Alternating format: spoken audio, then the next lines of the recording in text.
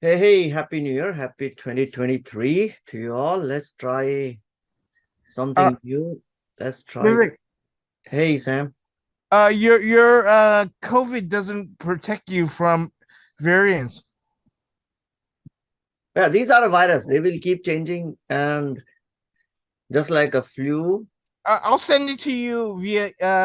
I think I already sent it to you via Twitter.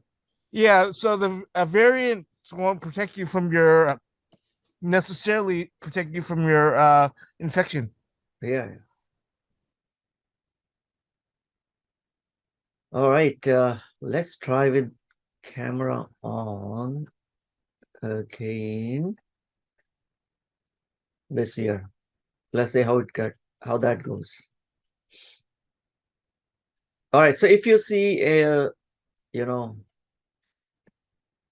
any trouble in voice, etc., do let me know. We'll turn the camera off. So, how's been so far? 2023 is great. I feel great to be back. I had a longer than I anticipated break. It took us about almost 3 weeks. I think our planned break was for 2 weeks, but then last week I had to travel to take my kid for some competition. So I was traveling. That's one area where I need to look and check. Um, you know, in 2022, 2021, in-person events were not happening. So, any event that happened or any competitions, they were in the school itself. So I will just drop my kid to the school and come back for the sessions. But now the in-person events are back. And that means if we need to take them somewhere, we need to drive. So uh, we'll see. I'll figure out if Saturday is going to be busy, then may I may have to move this to some other day, but we'll see. So far, yeah, it's been great 2023 so far. Any new changes, anything from your end, any new stuff you guys did?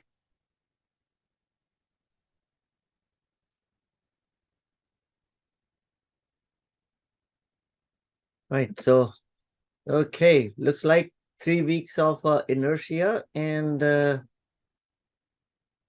lot of folks probably forgot about this. But anyway, we'll keep going. Uh, Sam says spend Vivek, time with your kid. Yes, that's what we'll do. And Vivek, did I tell you how I got screwed? no, we can say that. Yeah, we can while we wait, we can talk about that. Oh, What excuse happened? me.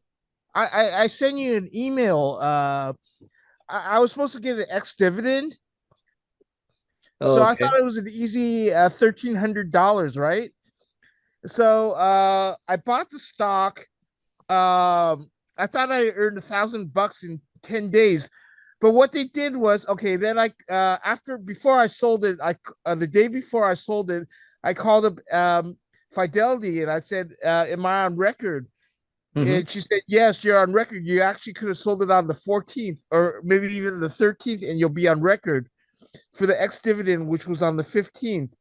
And then a couple weeks later, or a few days later, I call up Fidelity. I said, "Where's my dividend?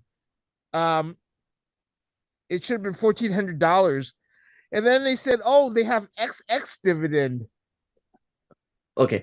I don't. I mean, there are a few dates when it comes to dividend. Your record date, No, your what I'm saying is, ex-dividend they were date. pulling something screwy. Yeah. So I don't know if the Fidelity rep knew about that or not, or what was happened. But I wouldn't. I mean, I would be surprised if maybe the rep didn't know it correctly in terms of the dates, or they might have messed up with some holidays or Saturdays. I don't know. But generally, these things are pretty fair and clear. I don't think there's any scam related to it. Maybe the person wasn't really aware of it. So, wish you all happy new year 2023. So, guys, let's get started. A lot of things to cover. I do want to reflect back on 2022 and see what's happening in 2023. right? YMTX. I don't even know what that is.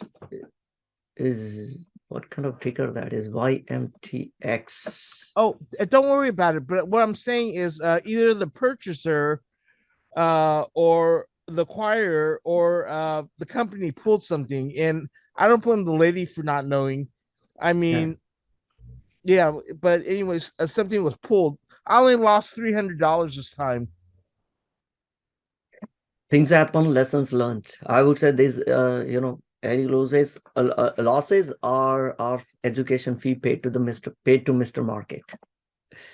Anyway, all right, 2022 is over, and if you look at overall market side, this was the worst. S&P was almost down 20%, worst since the financial crisis. No surprises. I mean, this is a 2022 has shown that the things that had worked in the previous years won't work, because we no longer have zero interest rate policy. Inflation is higher as high as, let's say, of last 40 years higher. I'm gonna turn off my video because I'm getting signal from Zoom saying internet connection is unstable. So let's make sure that the audio stays consistent. We can sacrifice the video. Okay, so suddenly whatever had worked for last 12 years didn't work in 2022, and we saw all those growth stocks, etc., all sold off, right? Bond yields, only positive sign was that yields have surged, but really the bond performance also wasn't good. So I would say whether you were bond investor or whether you were holding bonds or you were holding stocks or you were holding gold, you'll be happy. Everyone is happy that 2022 is over. I don't know what 2023 will bring, but hopefully it will be better than 2022. So let's look at overall sector performance. Only a sector that performed really well was energy. Energy was up 60%, and thanks to those macro economic factor, Russia, Ukraine, and of course our own undoing is no investments in energy sector, especially the whole ESG drive. So no investments in any energy sector for last 10-15 years. And it was interesting to see now even the biggest proponent of ESG, BlackRock, is now scaling back their ESG initiatives. One of the big reasons why the inflation went so high because of the high cost of energy, and now everyone is feeling the heat. So if you held only energy, it's a great year. 2022 would have been great year for you, but otherwise everything else was just from a bad to just pathetic worse when it comes to tech, growth companies, or consumer discretionary, like Tesla's. Given the persistent high inflation and the pinch that customers had, why you rather postpone your discretionary spend. So I think the worst 2 or 3 worst performing sectors were communications, consumer discretionary, information technology, and real estate. Mortgage rates are now what, at 6%, or maybe slight below than 6%. At some point of a time, those were above 7%. Mortgage, real estate deals have almost come to zero, both on the commercial side. There's too much of inventory. People are not yet fully back in office. I know many companies are trying. We saw more and more companies asking employees to actually come back. I was in meetings of friends and families yesterday, and a gentleman who works at Synopsys. They said they got a notice that they have to be there at least 4 days. Right? We saw Starbucks, Disney, asking employees to be back in office in person, right? So, but still, I think on the places like Manhattan, around 40% of the space is still empty. So commercials, not real estate, not doing that great. Mortgage sides, personal home side. I think I have a chart which talks about the home sales decline. Not great. So real estate almost down 30%. Materials 14. Financials again not that good. Yeah.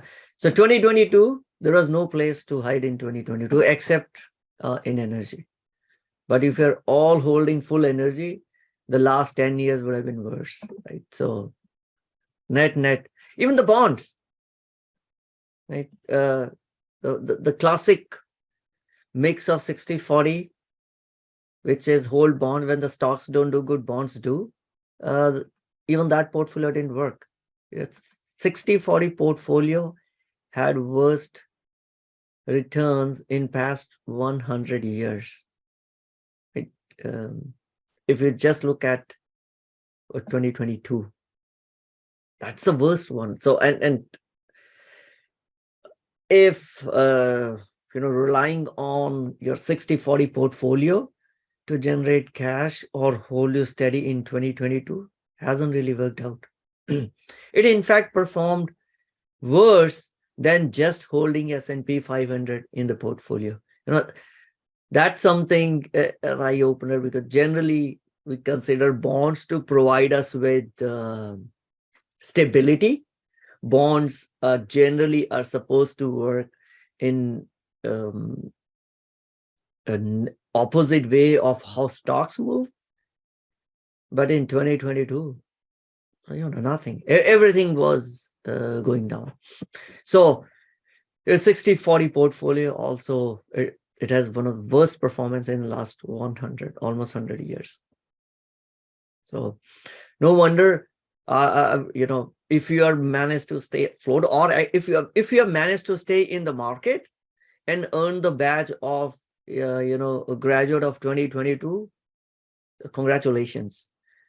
Right? Not everyone will have the wherewithal to go through what we have seen in 2022, especially after the heady growth and the dizzying stock market returns of, I would say, 2020, 2021.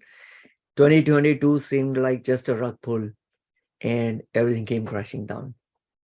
And not everyone will have a capacity to go through this huge amount of volatility, right?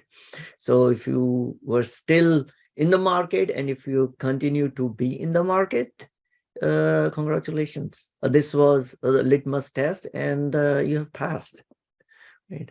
I'm still in the market. I mean, these things happen.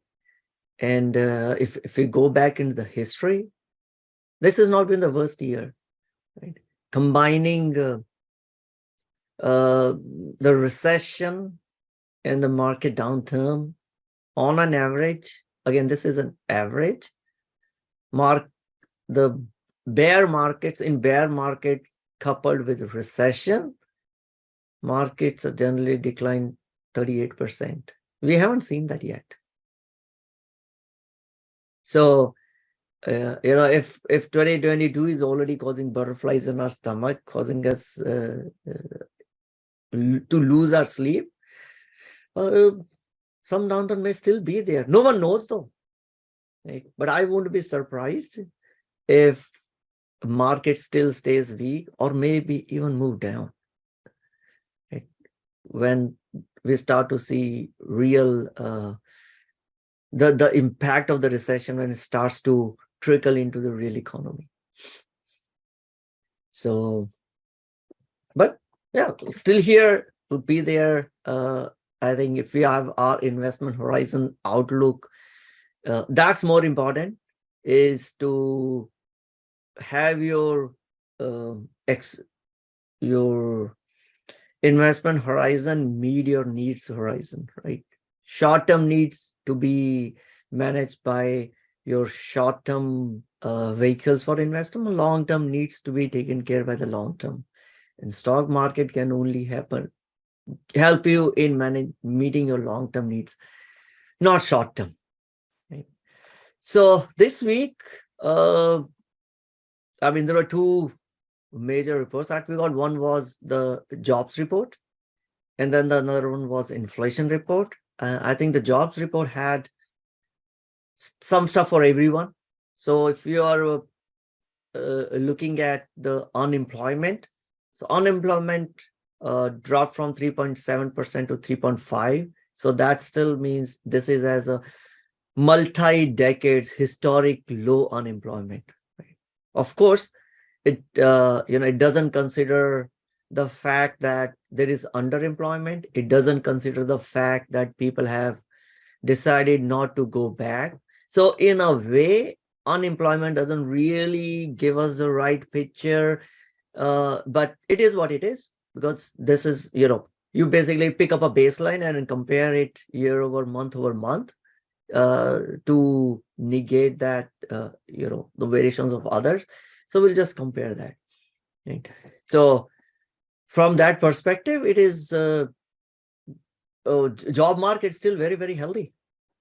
But if you're in a Bay Area, you won't feel that. Bay Area or tech or any of the tech hubs, the outlook is very gloomy when it comes to the jobs market.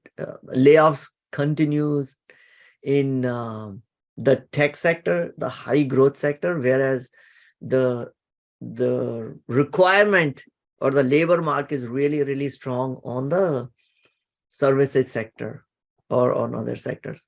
So similarly, non-farm payroll looked stronger. But if you are in the market, you won't like this, because if the job market is still continue to stay strong, then it's difficult for inflation to come down. And if inflation won't come down, Fed won't pivot. And right now, it's amazing that the market is only surviving on dope from Fed. So if you are looking for Fed to pivot, this doesn't bode well. But the next one, which is only positive signal, was average wage has come down and the markets liked it. Even though the unemployment, the numbers are low, the employment is still going strong, job market is strong, but the average average wage, in terms of what the labor make, came down. That just could signal cooling down of inflation, which we saw a little later. And the reason why the average wage is coming down is the two of the highest paying sectors, the tech sector and the Wall Street jobs. We are seeing a lot of firing in both of these sectors. I think Goldman Sachs announced second round of layoffs. And of course, less I talk about the Silicon Valley, better it is. I mean, every other day, you open a newspaper and you'll see layoffs being announced. But the hiring is where the jobs are. They are in leisure, hospitality, lower paying jobs than the jobs that we are losing. So overall, hourly wages coming down, and that sounds good for the market like that. But something that we need to be careful about is the ISM survey. In that survey, we saw that the overall future orders have dropped 10%. And the last time we saw this was in 2008 and 2009. Right? So could this signal some layoffs in services sector in near future? Maybe, who knows, right? But something to take, from a services sector that caught my eye. Other big macro side was the inflation report. Even though if you look at it, it wasn't that great as market had reacted to. Right? CPI month over month fell 0.1%. right? Of course, it was better than estimate because estimate was it will stay the same, but it actually fell down. And but I think the overall story is better. This is what sixth continuous quarter that we are seeing sixth month that we are seeing inflation going down. So I think that's what the market like that story. Otherwise, overall, I think it was almost same to what the expectations were, and we saw Treasury yields trended lower because of inflation came down, and the markets were super. They just went through the roof. So we are here in 2 weeks in the markets now, and in 2 weeks, Russell 2000 is up 7%. Doing a simple math, not even taking care of compounding, doing a simple math of multiplies with 26 times.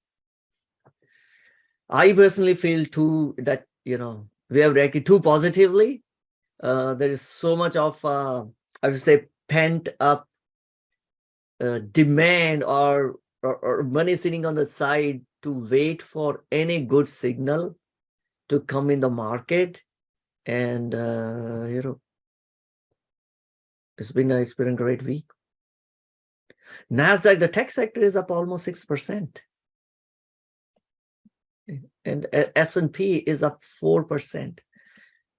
These are those quick rallies that happen. You never know when that happens. No one rings the gong and says, hey, market doesn't tell us before they go high, saying, hey, I'm going to go up.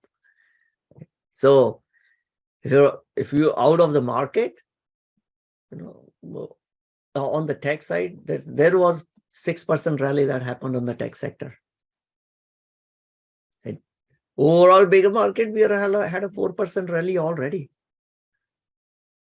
Right? So again, my personal opinion, I think it's too much too soon, but I've been wrong before. I can be wrong many more times. No one has a crystal ball, but we'll see. So far, so good. I'm loving 2023.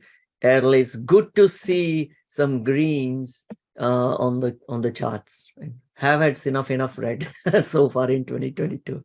So back, good to see some greens. See your question, Sam. So can you discuss I bonds and 5-year holding and real inflation?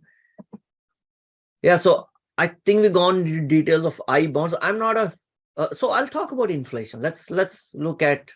I think I do have somewhere where we will go a little more detail on inflation and see what we could and we should hold if we are worried about inflation. So maybe we'll talk about bonds over there.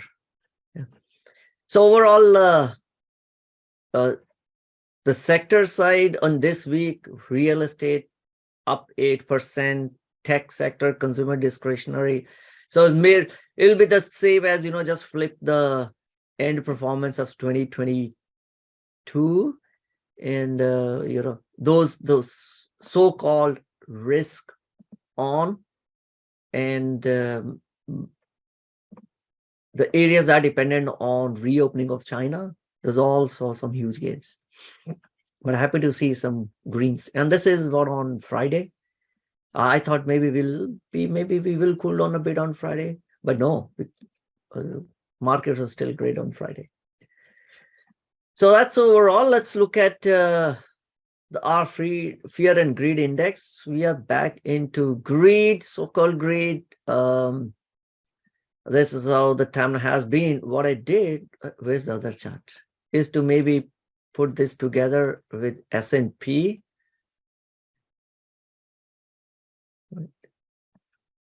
And then see what have we seen in the previous past.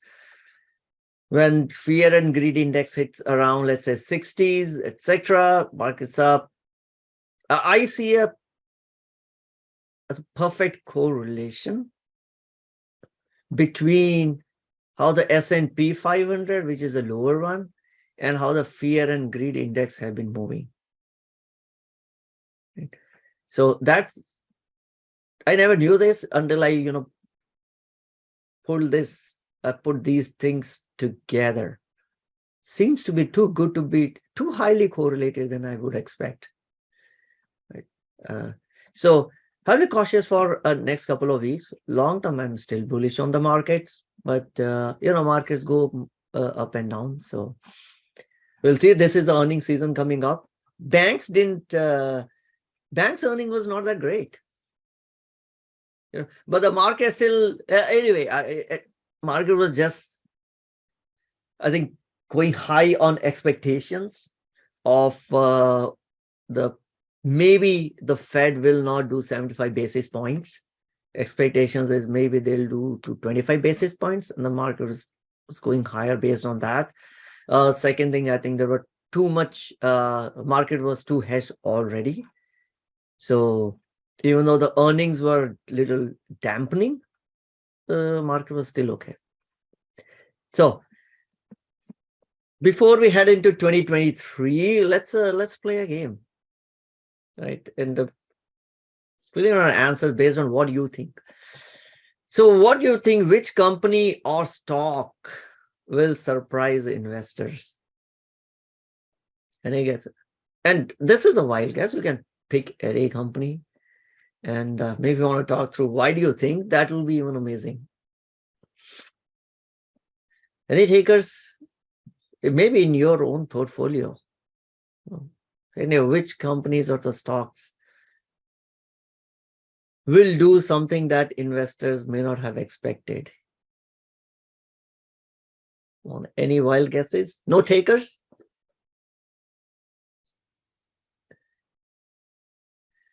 All right, let's move on to the next one. Which company do you think will get acquired in 2023?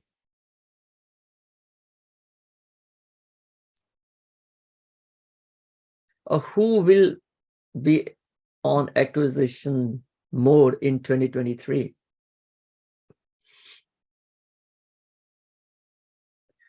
I am, okay. So I was about to say that Apple might acquire a few companies. I'm not sure about Tesla, but Apple really need another bigger growth engine to continue their story. The iPhone, I don't think they, I'm not sure how long they continue to ride on the success of iPhone. That is now becoming a maturing market. So they are making a lot of headways into AR. Maybe Apple will acquire some companies on either AR, VR side, or Tesla, maybe. I don't know.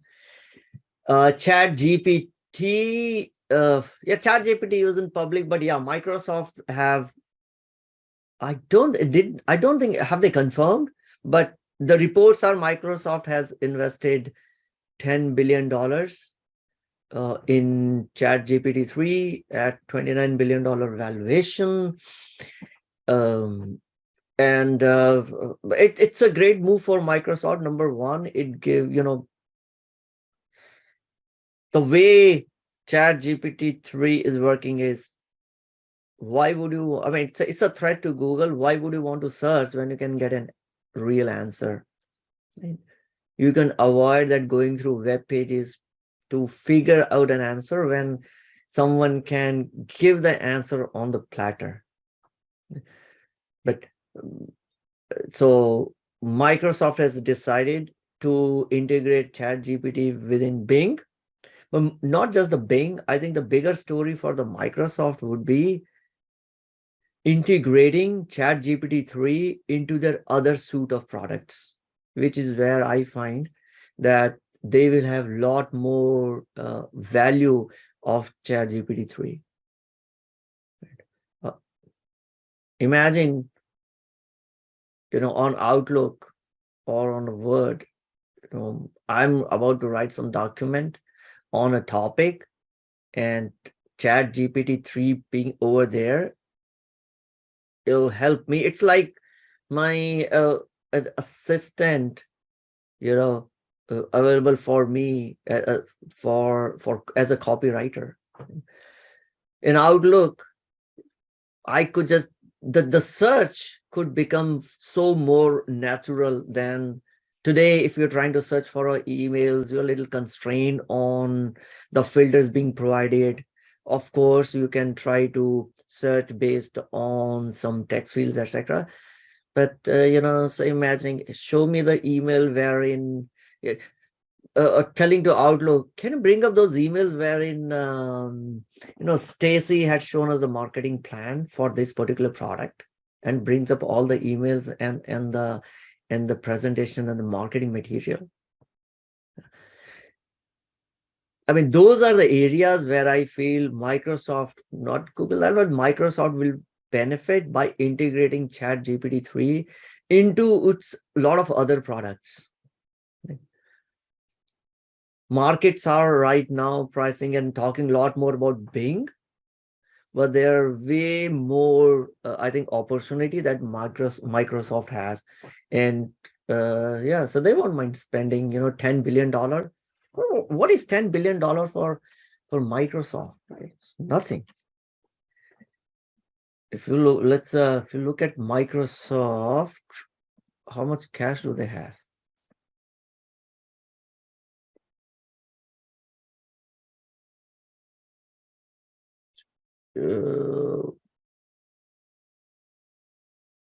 So, okay, I don't have the, let's say, latest one. They have a $22 billion cash and short-term investment, like $107 billion sitting on their balance sheet. Like $10 billion is nothing. Okay. And anyway, Microsoft also benefits from ChatGPT-3 because they are using Azure. So yeah, as if most of the 10 billion comes back to Microsoft from OpenAI spending on Azure. Yeah, I'm not obviously there is also some other murmur in the market around this is called what looping back. There is some specific term, and it just borders on being borders on the league, being illegal. But of course, ChatGPT-3 being on Azure, more and more people use it. Microsoft will benefit a lot more from it, but I'm sure the lawyers would have figured out how to project this and not talk about this looping back of revenue, because that becomes illegal. But yeah, I think that's one of the biggest story of the start of 2023 or end of 2022 when I think it was end of in December, ChatGPT was released to the world. That's one of a great story, a tech story of how Sam Altman built almost $30 billion enterprise in 8-9 years.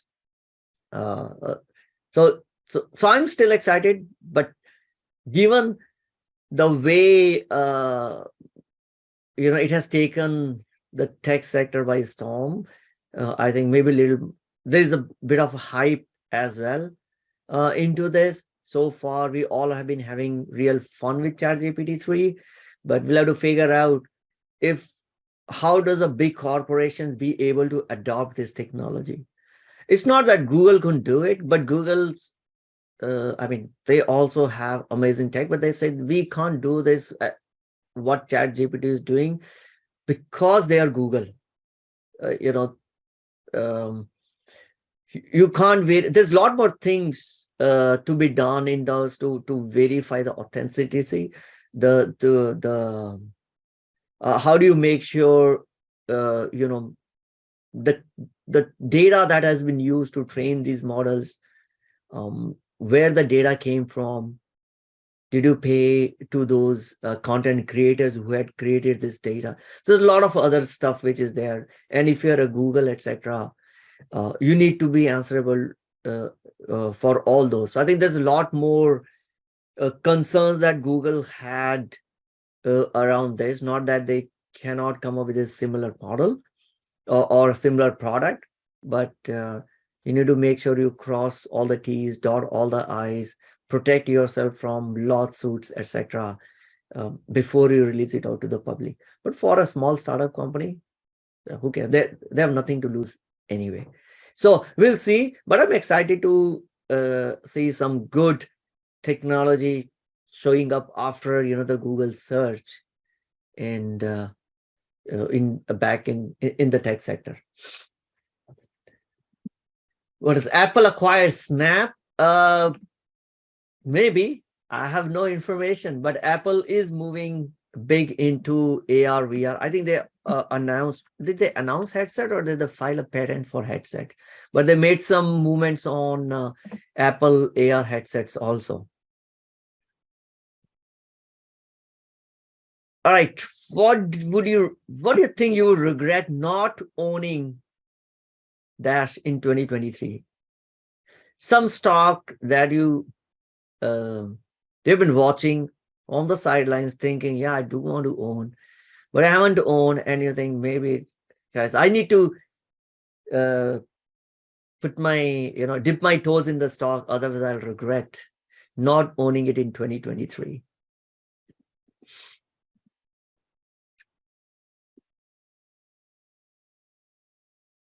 A stock? Looks like you have your portfolio already stuffed with all the good stock that you have on your radar.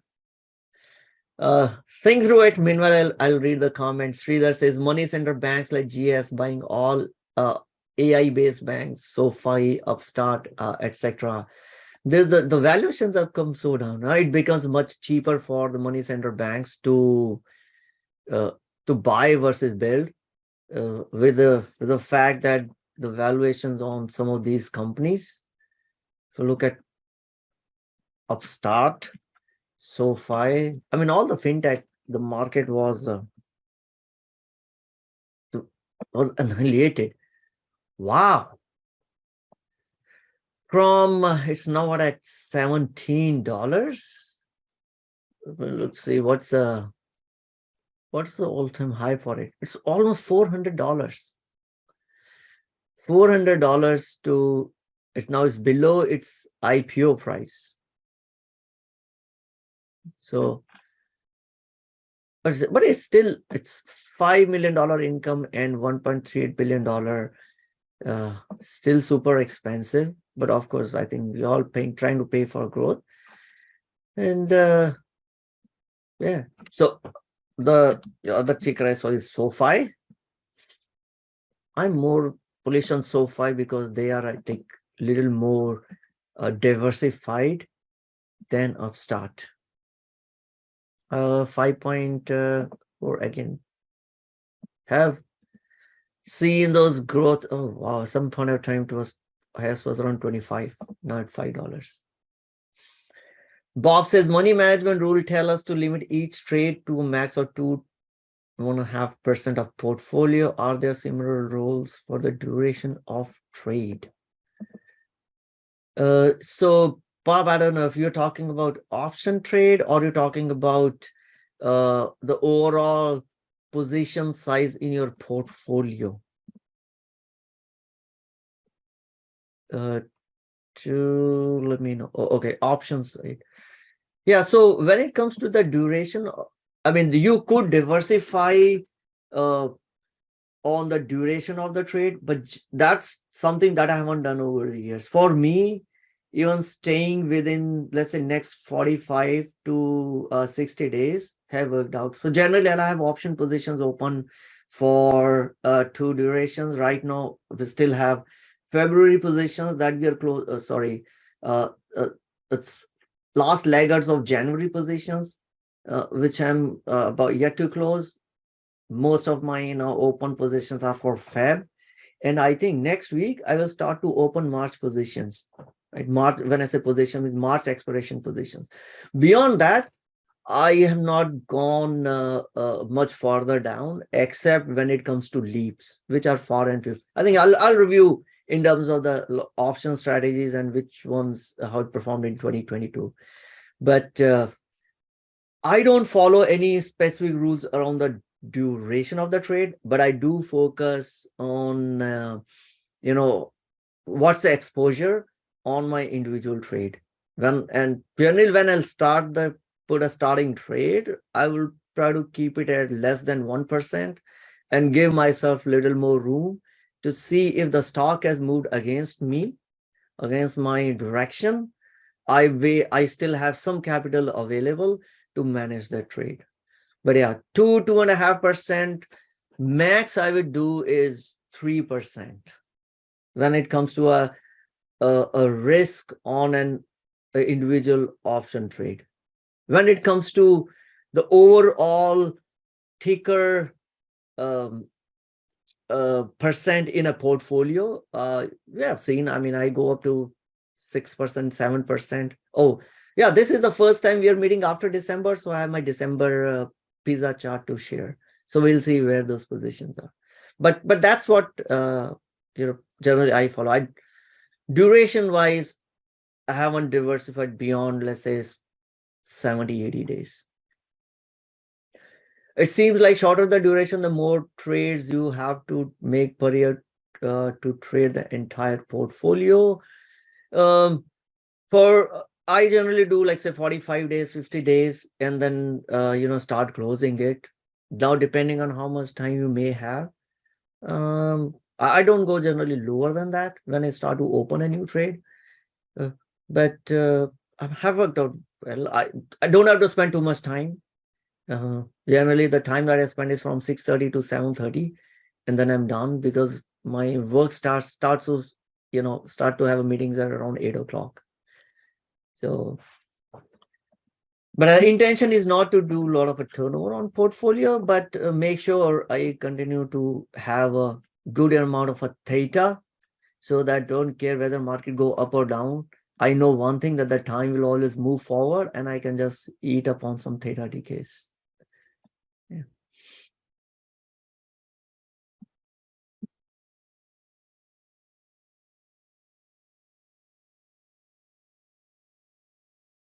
Uh, 2.5% makes 41 year trades to trade the entire portfolio. I'm not sure I get this, but I still have, I mean, not one ticker. I trade many tickers. Or maybe I'm not getting your question right. Okay. What else? Any other? Sam's, I'm a SoFi customer. How does it better my life compared to Fidelity? I can say I'm not a SoFi customer. I'm not a SoFi shareholder. But at least what I know is that they have been diversifying away from just a student loan. That's how they started. They acquired Galileo to move into providing banking as a service, and they're moving into other general retail loans, etc., trying to become like a normal financial services company. If I'm not wrong, I think maybe SoFi also acquired a banking license. So that's whereas Upstart was very concentrated in terms of what they do as a business.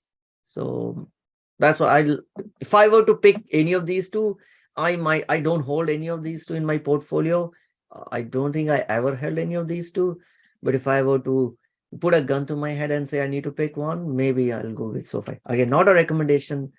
I think there are way better opportunities in the market than picking SoFi right now. Okay, looks like no one regrets. No one will regret not owning anything in 2023. At the end of 2023, I'll ask you the question. Okay, Asif said, stock I wish I had more about Palo Alto, Broadcom, and CrowdStrike. Okay, I think you have you're talking about CrowdStrike here. CrowdStrike didn't have a great year last year. Maybe I didn't check because I don't hold in my options where I trade options. I haven't been looked at how CrowdStrike has been doing. Okay, yeah, they have a lot to catch back up. But I think I hold CrowdStrike in one of my retirement portfolio, and I'll be happy holding it over there. Okay, anything you want to correct for 2023 so that you don't have that regret at the end of 2023? All right, I'll move forward. Which company stock idea or / process that investors don't want to talk about in 2023? This should be easy. something that was raging, something that was the conversation. Yes, SPAC, conversation every dinner table, SPAC, crypto, Tesla. No one wants to talk about these stocks. So I think, yeah, if you got that right. Let's move to the next one. Which company will kick the CEO out of the door? Do you think Tesla will do it?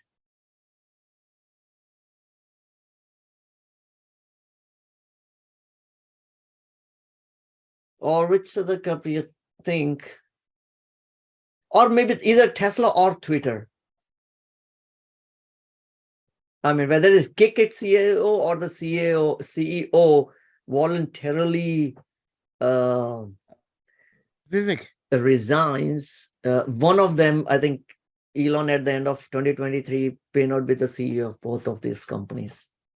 Vivek, Yeah. I was just joking about Tesla, but I mean his what's her name?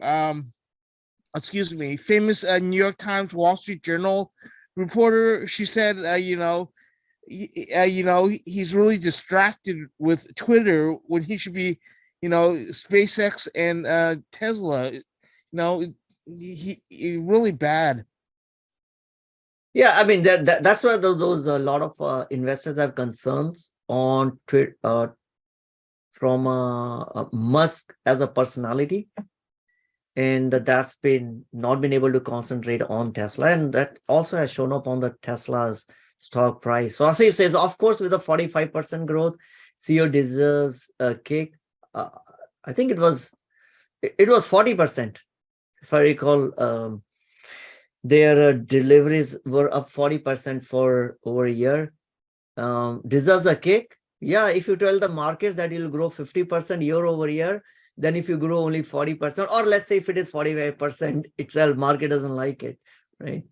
So 45% or 40% growth is great, but if your stock was primed for 50-60% growth, that's where the market doesn't like it. It's all about the expectations, right? If you know it better, it's Tesla. The reason why Tesla as a stock was bigger and market cap was higher than all the, let's say, next 10 auto companies combined was a lot of this growth is already priced in. So if you show 45% growth, market don't like it. And second thing is, I think the way they sugar coated this 45% growth, or the sugar coated the result, that was little disingenuous. Hey, we are tagged with just below our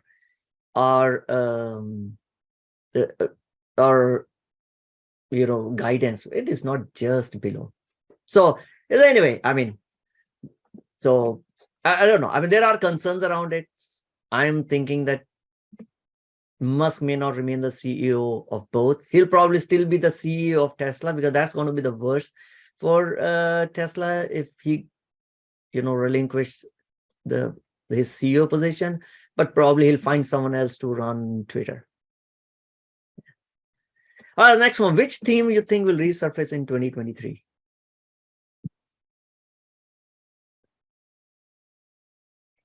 Any themes? Themes of some past few years? Either on the good side or the bad side. Either people talk in a very positive light, or maybe tell others to stay away from it. Which theme will be back in 2023? I think crypto will be back in 2023 with the halving coming up, and maybe with Fed, if the Fed pivots with the risk on assets, it might be back. Of course, the growth story will be back. So ARKK might be back in discussion, but we'll see. Lastly, which stock has a real possibility of going to zero?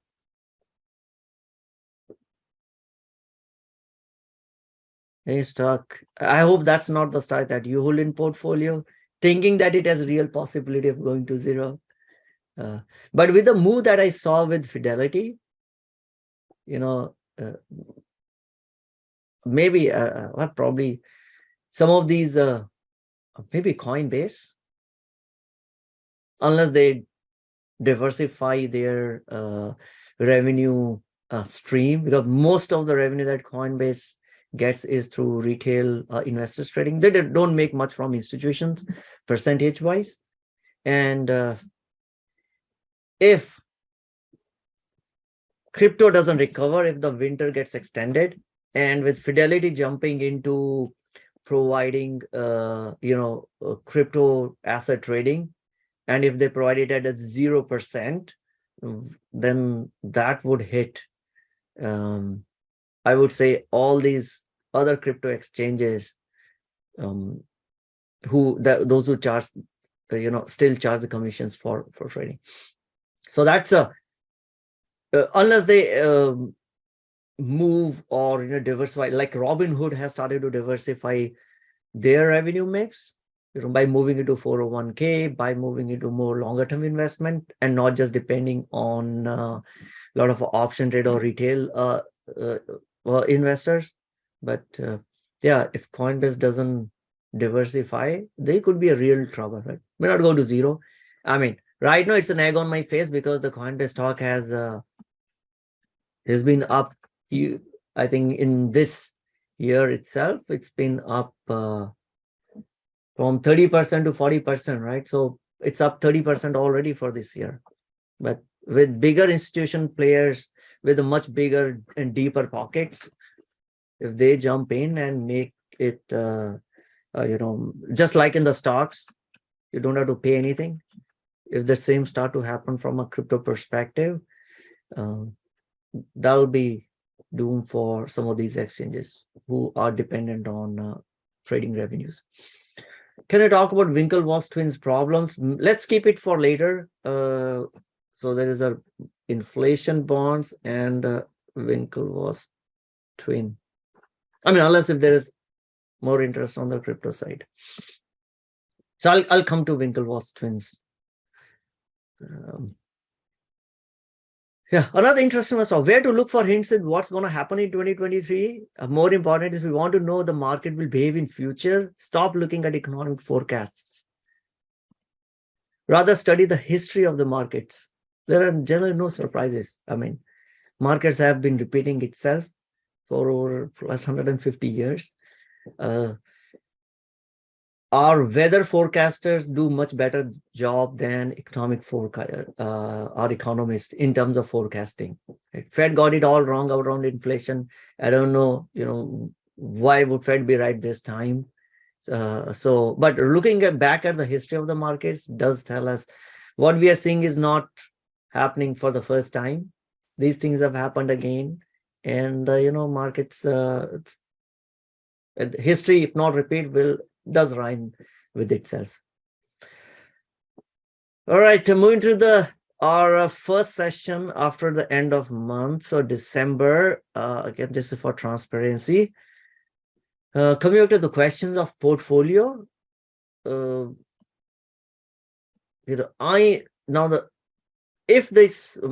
biggest position is an individual ticker position, of course, apart from cash, is SPY. It's an ETF, so I am okay to hold this in my portfolio. If it were an individual stock, again, personally me, and that's how I am, I would not be trying to add more into this. But I think all other individual stocks are way below the threshold. So these are the top 10s at the end of December. QQQ moved in, IWM moved in, Google and Shopify moved out of top 10. I think in the January, the situation probably has changed because Google has worked so far in 2023, but we'll see. I'll share that at the end of January. Again, in 2022 was building the cash position. So now I think it's time to deploy the cash back again. Some of those T-bills that we talked about, the T-bill ladders that I had discussed earlier, now those have started to mature, and maybe put that in the market. Right, a little retrospective on 2022, how the portfolio has changed over the years. So these high growth, Teladoc, Jumia, Square, Team, AMLP was the energy one. This was a REIT. You know, given what has happened to these stocks, Teladoc is down what, 80%, 85%.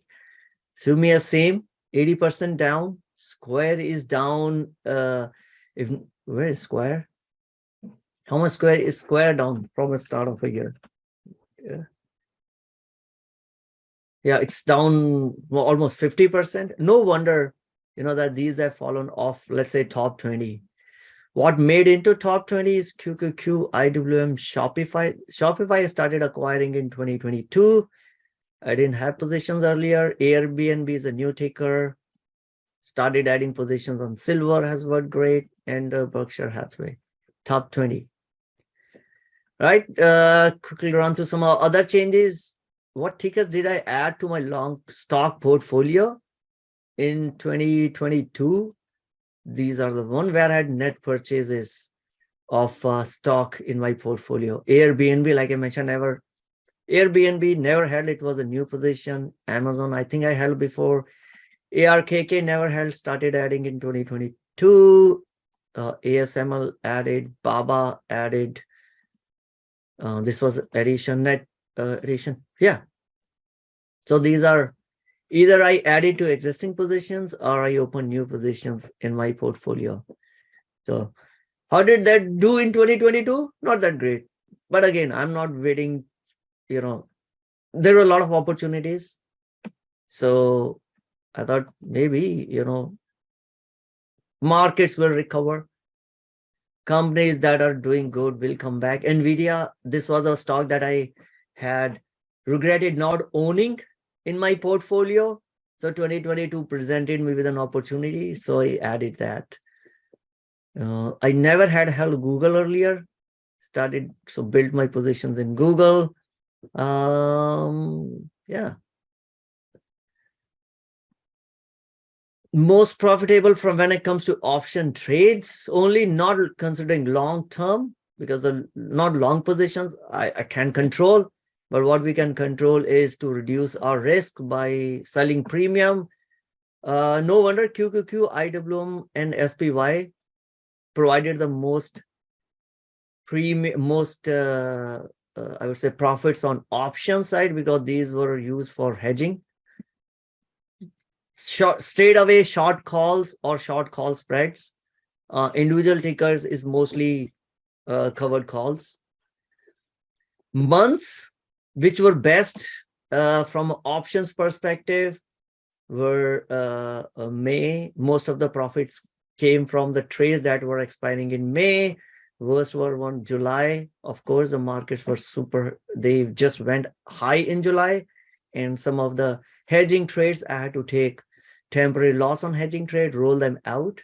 But yeah, May was great, Jan was great, October was good as well. Which strategies worked out best? Hedging, when I say hedging, these are all SPX, NDX, RU2, SPY, IWM, those market ETFs, calls and the call spreads on them. Individual stock covered calls provided, let's say, 25% of the overall option premium that I retained in 2022. Right? So looking at the overall portfolio, if we ignore that the markets have the long stock position gone down, if the market has stayed where it is and have not changed, option premium would have fetched almost 25% ROI.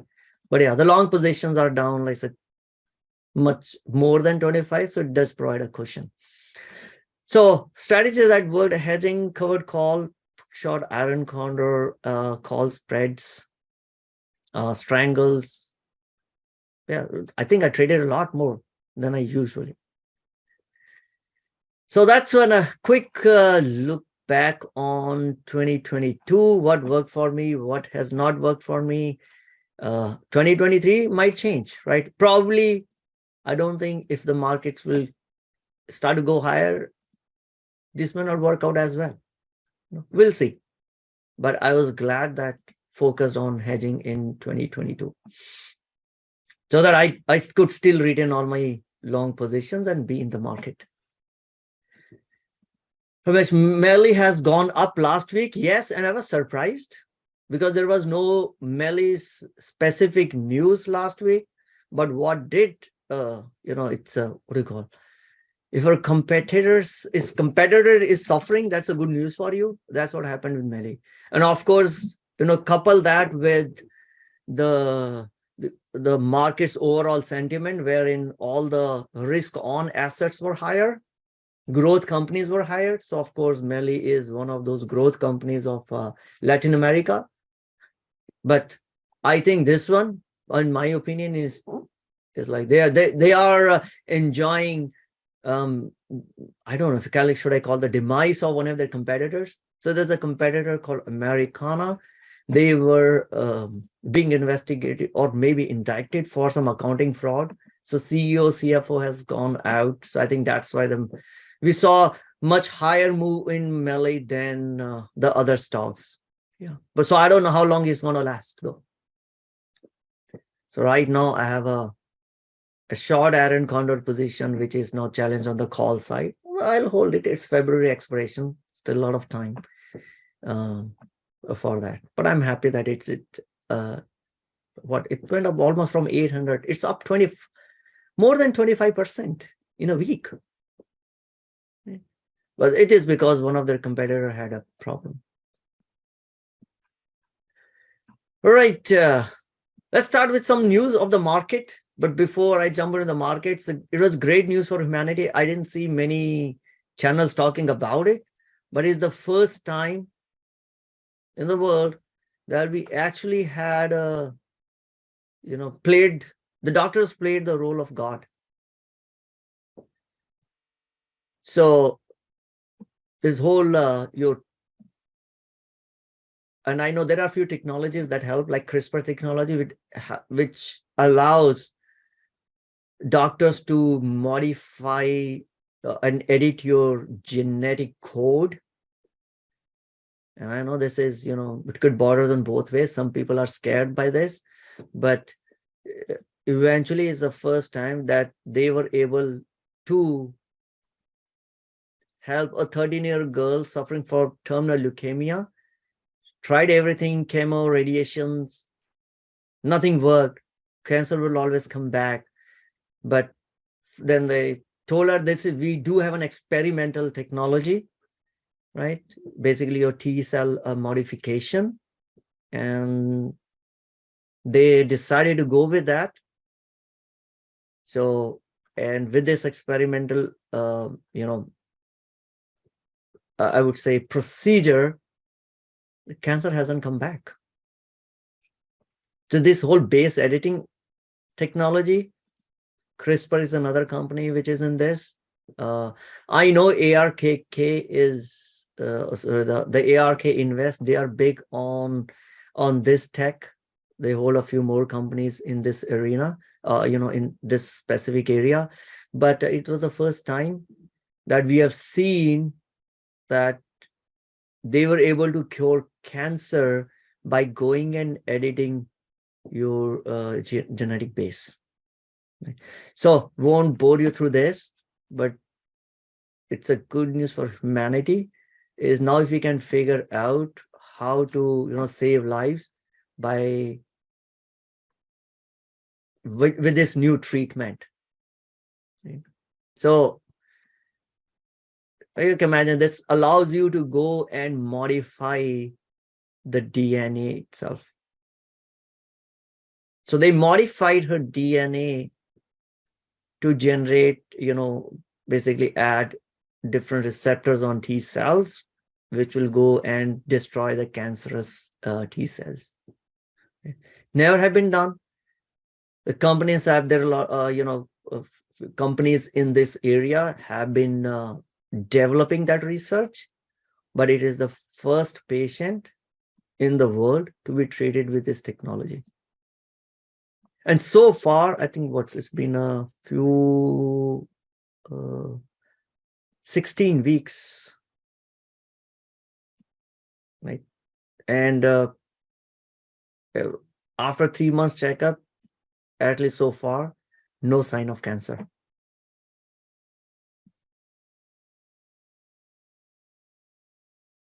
Oh, sorry. There were some worries, but 2 last visits, no sign of cancer remission, remission. We'll see. Maybe too early to declare a victory, but at least I'm hopeful on now. So far it's been only, the tech was only in the lab, but good to see it's a real usage, in saving patients' lives.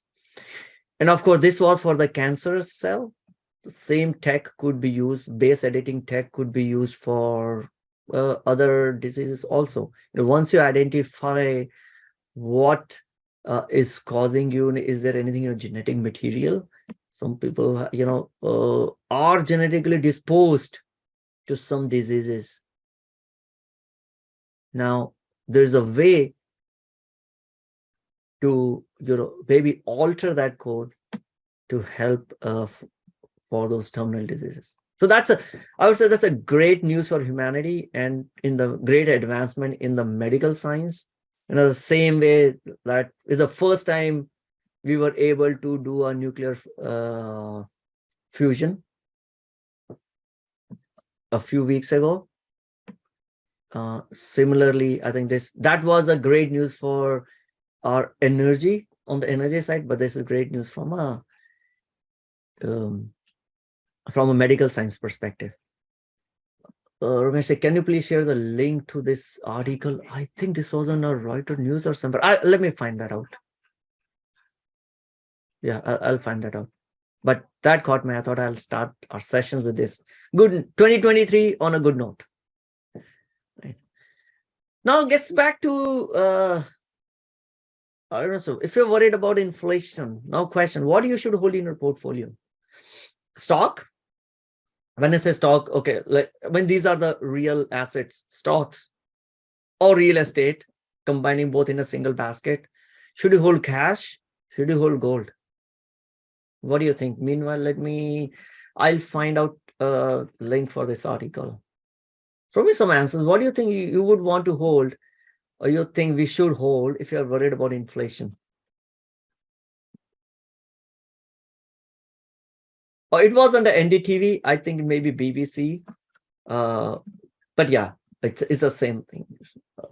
Probably I think the one which I looked at was from BBC, because I do see it's BBC in that image. So what do you think? Come on, any opinions? Guys, we've been staring at inflation. Is this, what do you think, if it is an inflation, one should hold in portfolio? Or is it a trick question?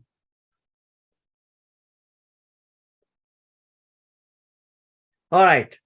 So, okay. So I think the question you should ask back is, what's your outlook? Are you looking for a year?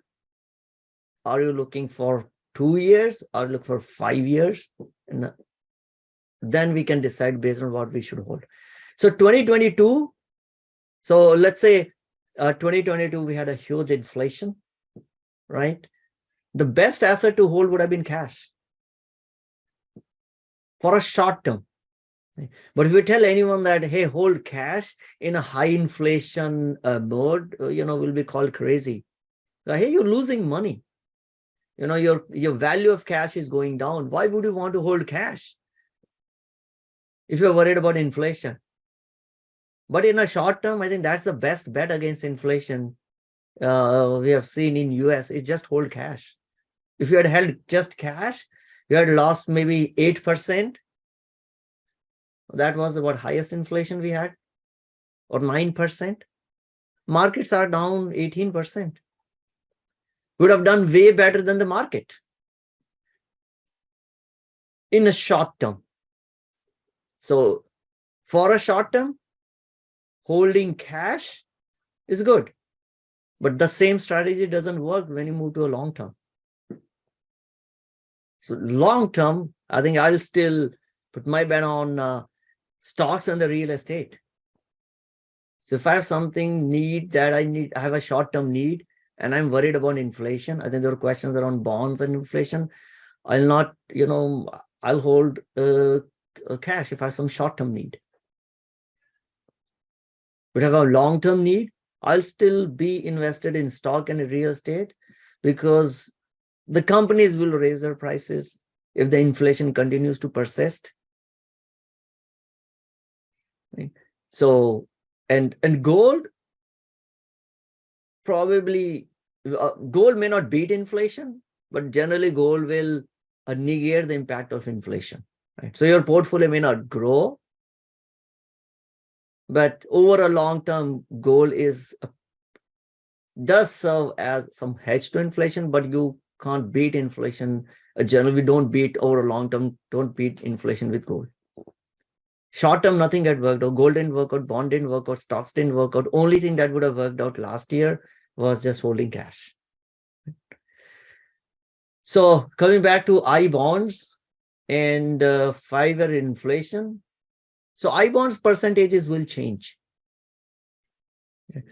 So I'm not too keen on locking up, but that's why I didn't lock up too much on I bonds. I did just one I bond for an experimentation because I never held any I bonds, but all the other treasury instruments that I bought were T-bills because I don't want to lock it up for 5 years on I bonds because I think the inflation will come down. So that's not how I want to hedge for inflation.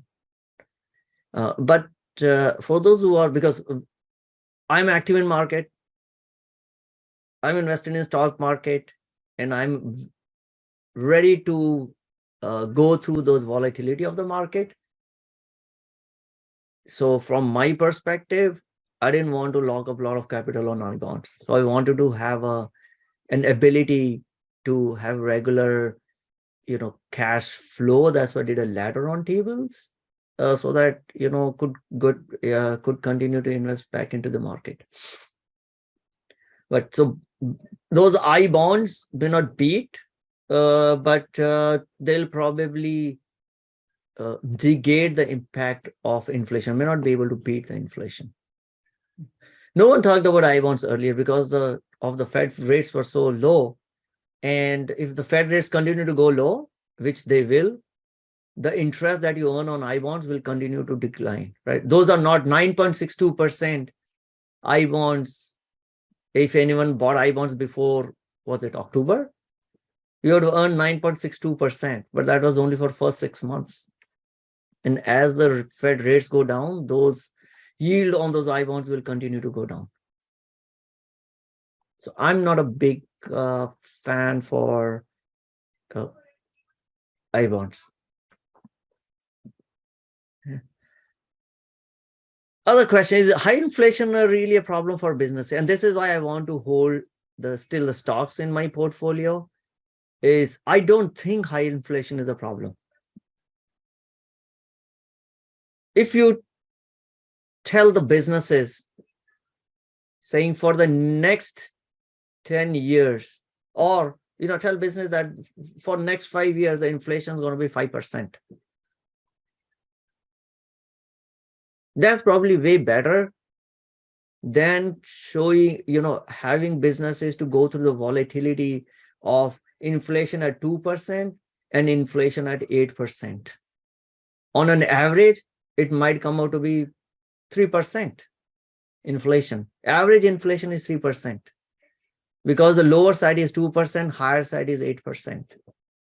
That probably is worse than steady inflation of 5% because businesses will adjust. They will rejig their contracts accordingly. They will raise their prices accordingly.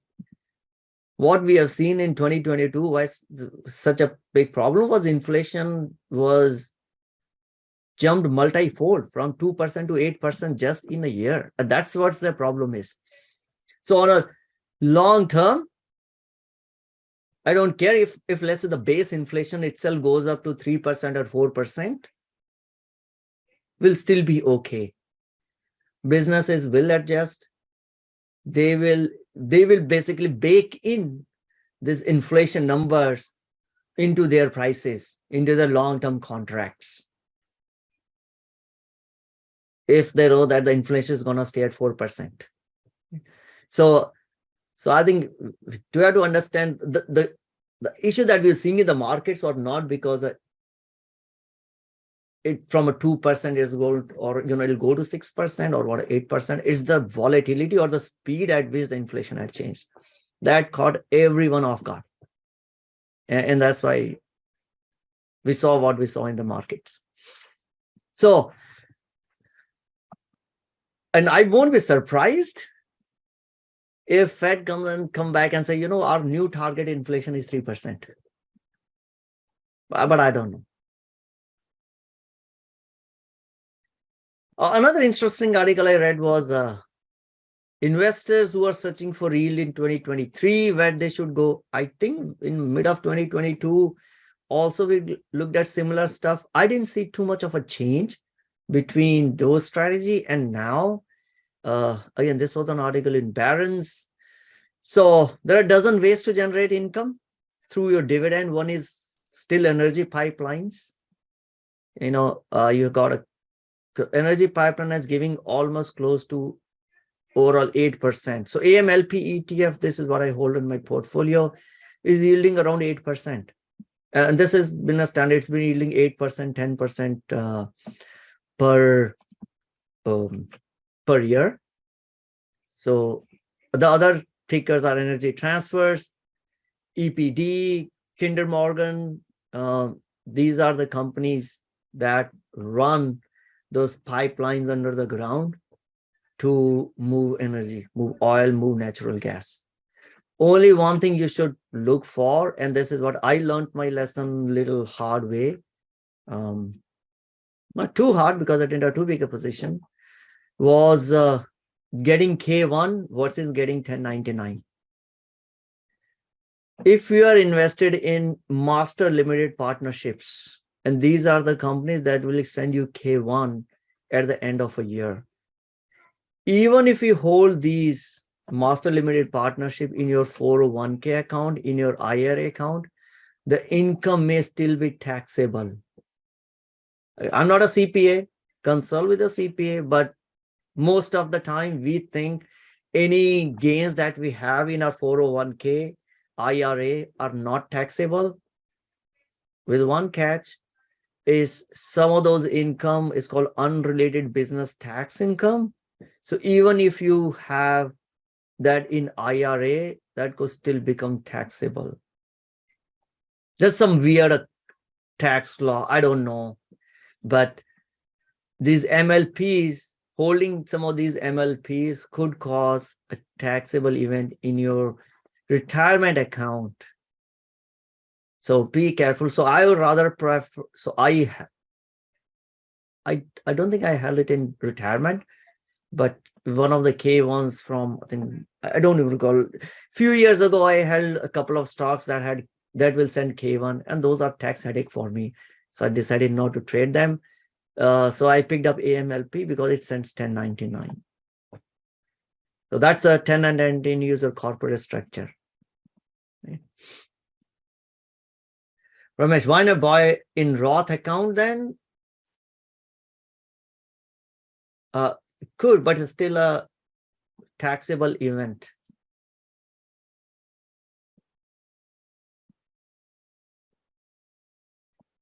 So check with the CPA. There is something on unrelated business tax. Most of us don't know it because we think, okay, I'm just holding these stocks and they give me dividend or something. But some of these weird structure cause that particular UBTI, I guess. All right, so energy pipelines, decent dividend, 8% to 10%. Other is the US dividend stocks, right? Either you pick individual stock, Johnson Johnson, ExxonMobil, JPM, 3 to 4%. But you go through the volatility of holding those individual stocks. The best one, which I like, is SCHD because it is optionable, decent volume. There are Vanguard dividend ETF, but option market is crap in that. So my preferred way would be SCHD, and yeah, or you can pick up Dividend Aristocrats ETF, which is NOBL. Right?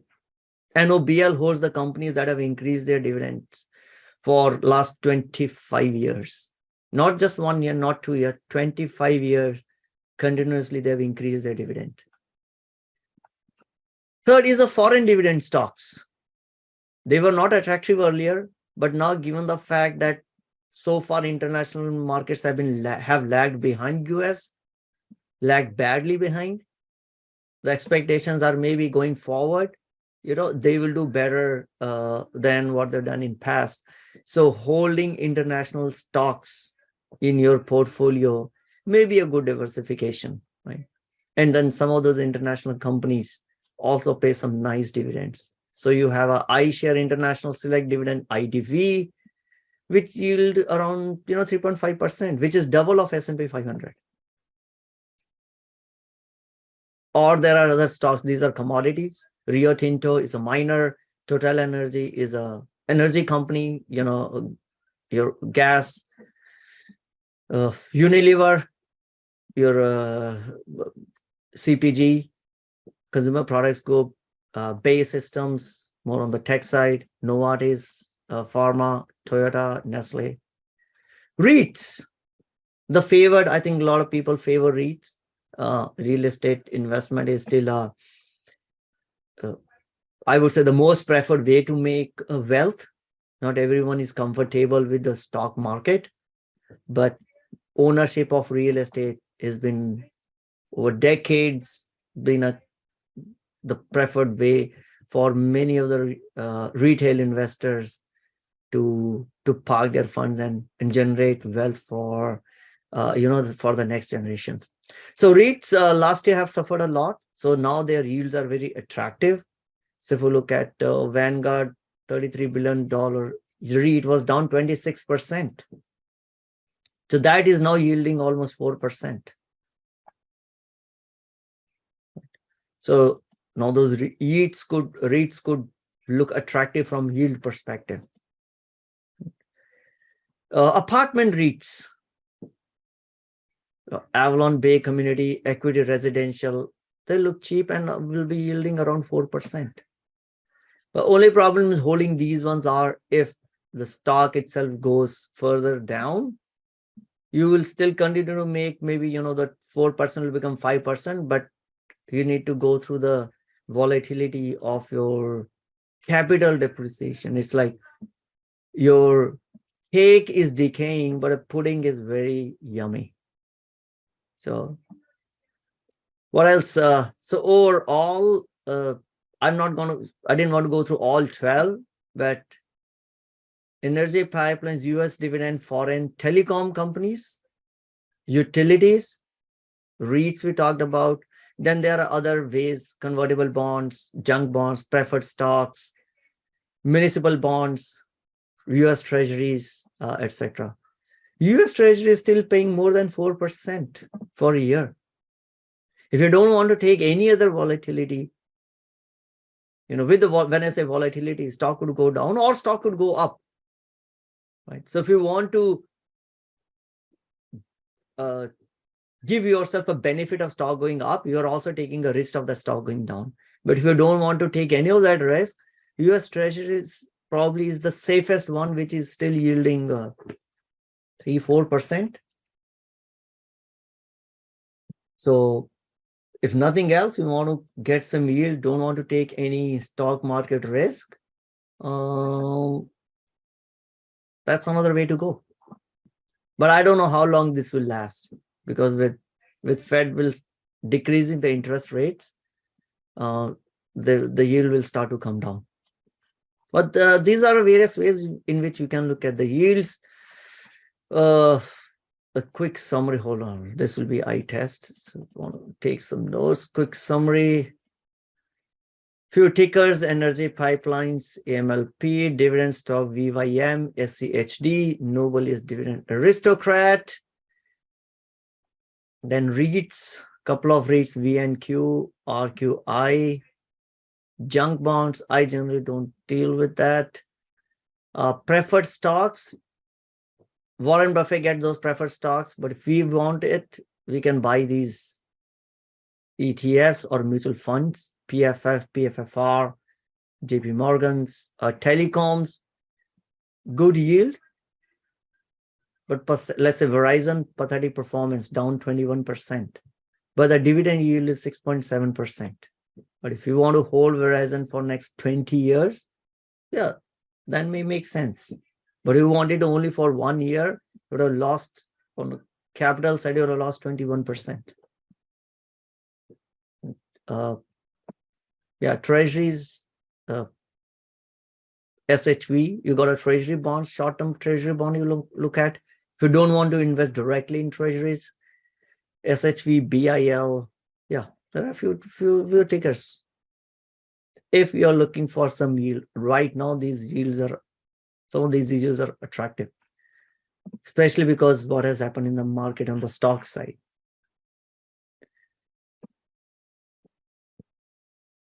Right. Anyone interested in these fixed income, yields, bonds, treasury bills?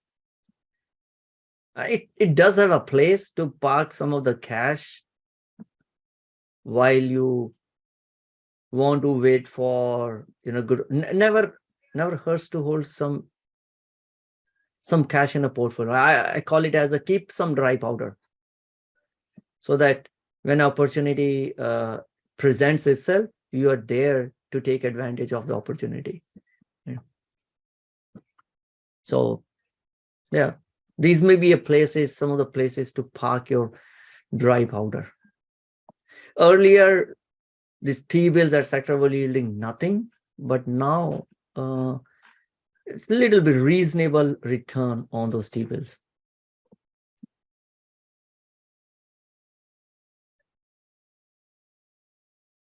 Okay. Interesting other thing, I think this is what I saw it while having lunch, and CNBC was playing on the side. New ETF called Orphan, which invests in the sectors that were orphaned by investors because investors were focused on ESG. So it's basically thematic ETF focused on ESG orphans. So if you are an ESG proponent, you would not invest in fossil fuels, no nuclear energy, weapons and munitions, tobacco, alcohol, gambling. These are the sectors, or maybe call them sin sectors, you would want to stay away from to improve your ESG score. So these are the sectors, and the investment thesis behind this was, these are the sectors who were starved off because the big buddy, that was moving on to and focus on ESG. BlackRock did that. They forced company to declare their ESG initiatives in their annual reports. BlackRock also, I think, BlackRock was a big force on the ESG side, right? So many of the other sectors that didn't, those crying kids that never got the milk, were fossil fuel, nuclear energy, and all this stuff. Now with the tide turning back, these sectors may get the milk now and could grow in future. That was their investment thesis. You can make your own decision, but it was an interesting ETF that came across, was ORFN, thought I'll share. But what I didn't like it, and this is what we've been talking about it, warning, is the expanding influence of China's yuan and the decrease of dollar influence in the world. From 80% of the global trade done in dollars, we are now close to 60% in a few decades. This year also saw Argentina and China formalizing a yuan currency swap deal. So like US has the swap deals with many countries across the world, wherein we can send dollars to them, and those swap lines were really put in place in 2020. So now the China is opening similar one with their bigger trading partners, and Argentina is, I think, the second biggest trading partner.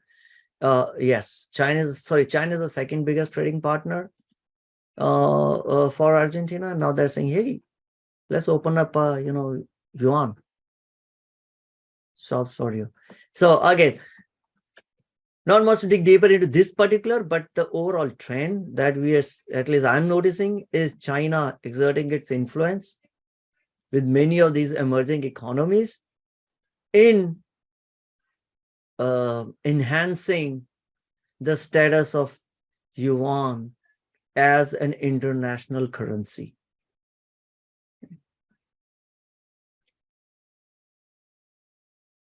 So we're at 11:30, 30 more minutes to go. Now I have some charts and then some stocks. So I think we should be in time. Unless someone have a question, and then I'll address the Winklevoss problems. Or maybe yeah. So once this section is done, before I jump onto stocks, we'll talk about what's happening with Winklevoss. So another interesting one, chart from BOFA, what they think. I didn't read it before, so I'm going to read it along with you. 10 key themes from BOFA macro strategy themes for 2023. Again, no one has a crystal ball, but it doesn't harm to read what some of the strategies have to say, but just don't trade by thinking only, this is what's going to happen. So 10 key themes, market turn risk on in mid-23. I love when some of these analysts and these forecasters will pinpoint on this month, this is going to happen. And when it doesn't happen, no one come back and say, oh, it didn't happen because of this or that. So what are they saying? Suggest investor long bonds, particularly 30-year. Okay. All right, I'm not going to read through this, but the overall, what they are saying is suggesting a rebound starting around mid-year. So maybe 6 months, market may stay sideways, if we are to believe BOFA. I think the Morgan Stanley's analyst, he says that the market will go down 20%. Right? Now you pick your poison, who you want to believe. Okay, second, but a recession is all but inevitable in US, Euro area, and UK. So per BOFA, we'll have a mild US recession in first half with a risk that it starts later. Let's look at the earnings. So far, we had only 1 day of earnings, so nothing much to take away from it.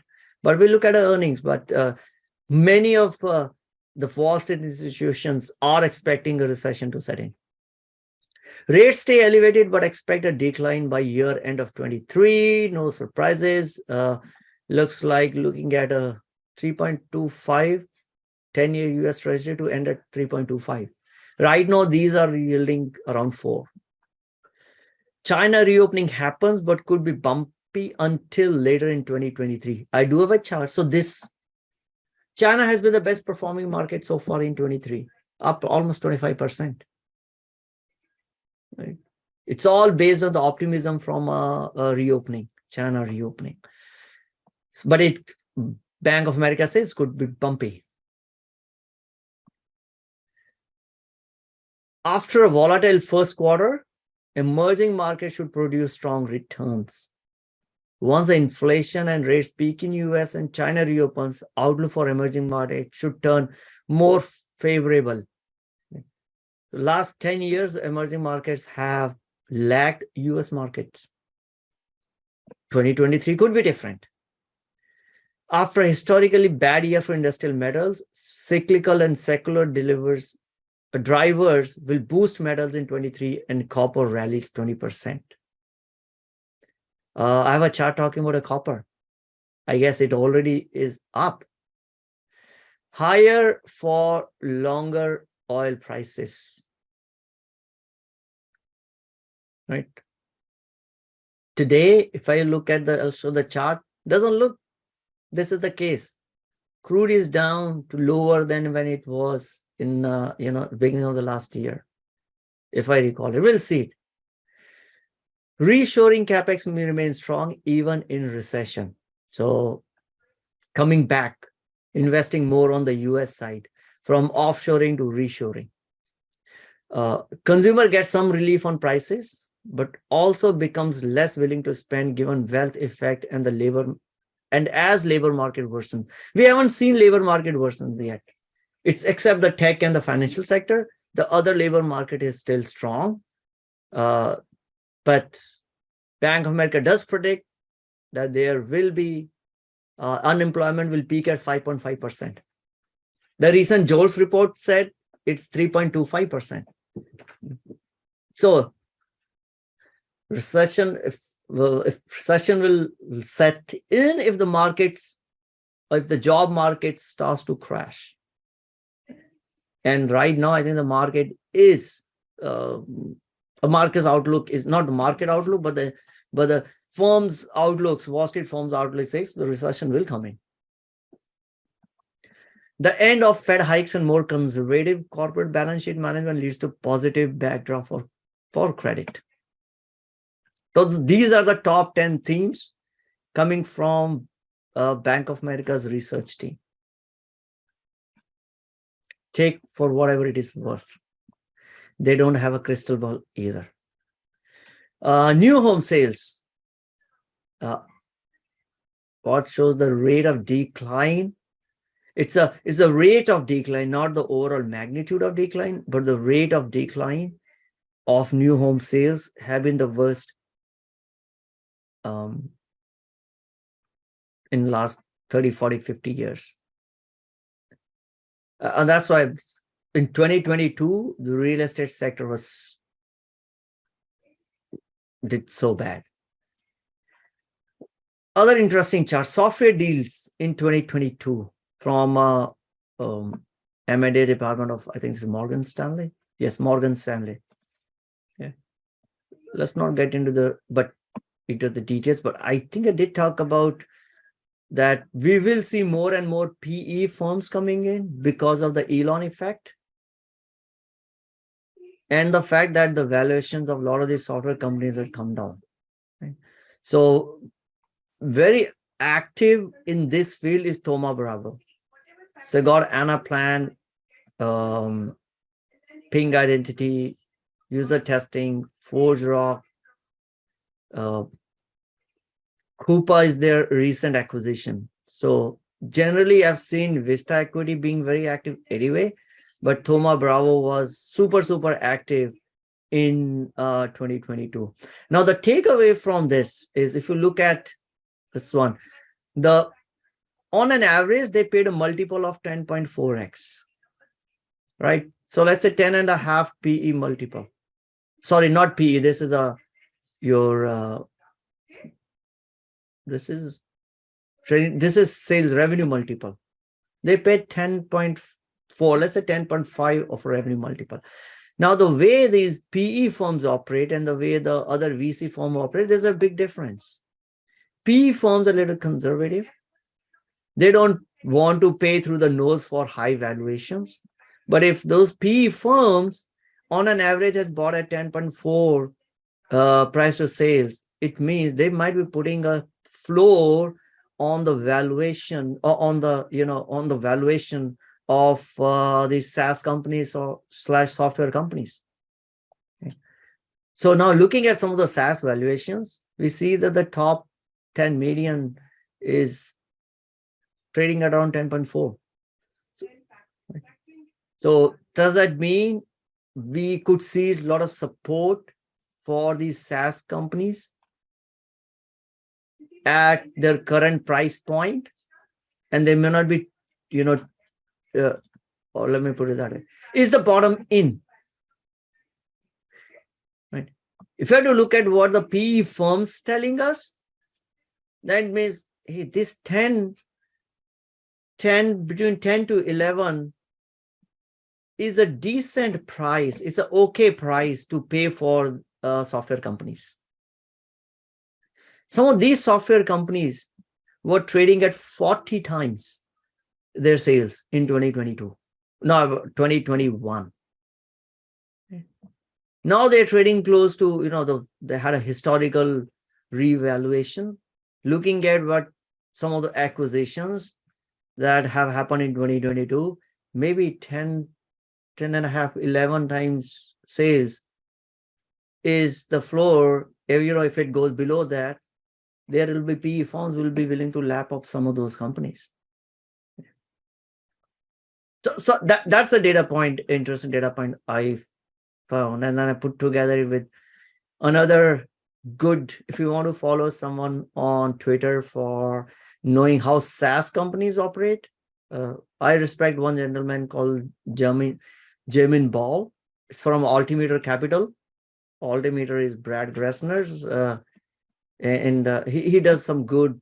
Every week he'll put some good data around how the SaaS companies have operated. So I just picked up from his Friday, the latest Friday chart to see where the SaaS companies are now trading. So surprisingly, the top 10 median is around 10.4x. So maybe there's some support over here. Who knows? Okay, the other one which caught my eye was Tesla slashes prices, and that hasn't gone well with the investors. And Tesla slash the car prices, and investors will slash Tesla stock price. That's what we've been saying it. Tesla did it in China. I know they did in China, they did UK, France, but I thought maybe in the US they will be able to hold the prices. But I was a little surprised by this, that actually they lowered it by almost 20%. So if you're in the market to buy TESLA, not TSLA, but TESLA, it's cheaper now. I can't say the same about the stock though, but the car is definitely cheaper. But if you bought it, say 4 days ago, I'm sorry, you may be going through buyer remorse now. And there was a lot of backlash coming from, if you look into the news and the Twitters, people are like, oh gosh, I'm down like 13K in my resale value just after this announcement. But it is what it is. So overall, if you look at Model Y performance model, the old price was 70K, now it is 57K. Yeah, huge. And again, there are two things. Is Tesla not able to sell the cars that they are making? They have to give these discounts. Right now, they can afford to give this discount because the margins are, Tesla runs on a very healthy operating margin as compared to other car companies. That's why it is not considered as a car company, because the margins are higher. But I don't know how long can they sustain those margins, which were the bigger driver of their market cap, high market cap. So this, I think China, they did 3 price cuts already. Now they did on US side. So we saw that these changes sent the Tesla share tumbling down. Yeah, not a good sight if you're a Tesla shareholder. But if you've been a long-term shareholder, over the last 10 years, Tesla has still returned the best of the, I would say, better than any other tech companies in last 10 years. But if you bought or got into Tesla in last 2-3 years, yeah, right now it's a tough situation. Okay, so that was, I think, all. Then now I think I do have some charts of some individual stocks, some thoughts on some individual stocks. If you have any other question, do let me know. I'll address that Winklevoss problems. So there's a lesson to be learned on that Winklevoss stuff as well. So what happened? What's happening to Winklevoss? Let's open up and get a little deep into Winklevoss. Okay, it just alrighty. So there are a few problems. That's which one should I start with? Okay, so all right. So this serves as a logical break before we jump into stocks. So let's riff on this. What's happening with those Winklevoss? So Winklevoss brothers, a little history. If you're using Facebook, these were the folks who claimed that Mark Zuckerberg stole their idea of Facebook. These guys were Harvard grads, were building a website, and they sought a help of a bright computer science grad called Mark Zuckerberg to help them, in coding the website. You could go and watch that movie name, I forgot what, The Social Network or Social. There's a movie based on this whole story of Winklevoss and Mark, or basically the origins of Facebook. They sued Mark Zuckerberg saying that was our idea. He stole the idea. He told us he's working on code, and then he launched Facebook. It was their idea, and whatever. They finally settled. Came back into prominence because they went big into Bitcoin, into the crypto side. They also started a crypto exchange called Gemini. And now what's the trouble? Like a lot of these other exchanges or of a lot of other centralized financial services company that we have seen, either those are exchanges or those are acting as a way to earn yield. We saw all of those blew up in 2022 in crypto winter. Right? Don't want to go into the history of how it happened. Terra Luna, Three Arrow Capital. There's a lot of a contagion impacts that happened. So net, Winklevoss's exchange, Gemini exchange, were allowing their customers to park their crypto and get 6%, 7%, 8% yield. Right? We have seen that with, I think I talked about it in some of those sessions earlier, BlockFi and Celsius, all those which were not secured, and that's why those yields were higher. All those are blown. They just blew up, right? They all filed for bankruptcies in 2022. Now, when Gemini offered that your own product to their customers, they were using, and the Gemini doesn't hold the funds. They were on the back end, they were using another company called Genesis Trading. So they basically transferred those funds to Genesis, transferred those crypto to Genesis Trading, which then loaned out the crypto to hedge funds and got something in return, which they passed back on to Gemini, and Gemini gave those yield to their customers. There are, I think, around 30, I don't know about how many, 300,000 customers of Gemini approximately that had a crypto assets worth $900 million in this own product. Now, based on whatever has been happening in the market, many firms are unable to, they are not getting any yield. And now they are also not allowing the users to withdraw the crypto that they had stored with them. Remember, this is not a regulated product. This is not a protected by FDIC and all that stuff, right? Now, so Genesis Trading had halted withdrawal of a crypto assets, means Gemini's customers can't withdraw the assets. They are screaming over Winklevoss, saying, you screwed us. Winklevoss is telling Genesis Trading that, guys, you should allow our customers to withdraw their crypto assets, but there's no law that tells them. Right? So that's where this thing is going wrong. And Cameron, is it Tyler or Cameron, came up with an open letter accusing Genesis, asking their CEO to resign, sending an open letter to the board of directors of the parent company of Genesis, which is Digital Currency Group, saying why they should fire the CEO. A lot of drama going on. And if the Genesis blows up, digital currency blow up, there's a still lot more red, lot more blood to be seen on the crypto. Those are some of the big players in the crypto. And if those will blow up, I mean, these are all central companies. I would say a lot more skeletons will fall out of a cupboard in crypto. So right now, those 900 millions is stuck.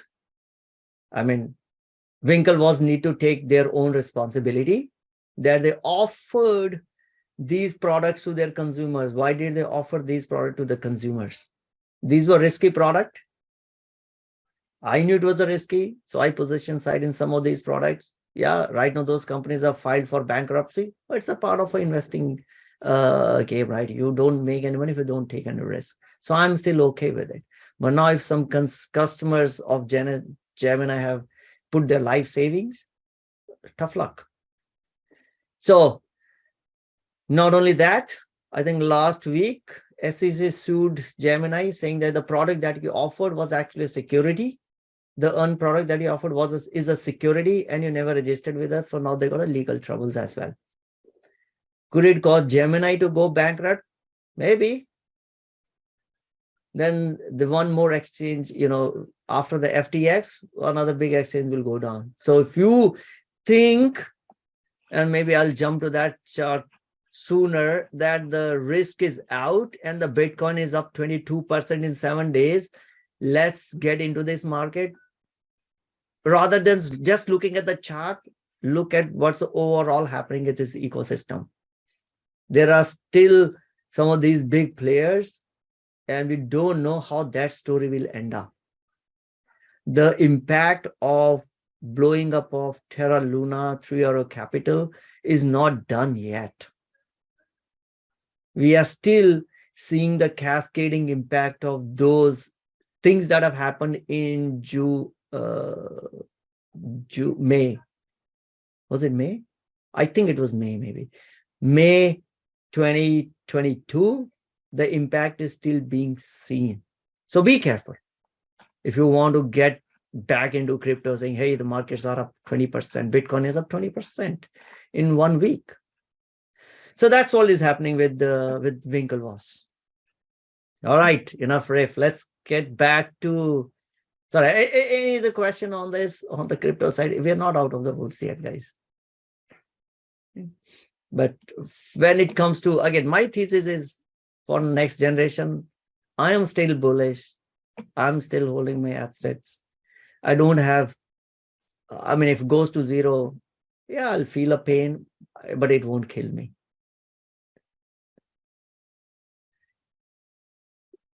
They should sue Satoshi for stealing their idea. Yeah, I found it so childish that Winklevoss is now coming and trying to sue Genesis and telling Genesis that they are responsible for the pain that Gemini customers are going through. No, guys, you offered it to them.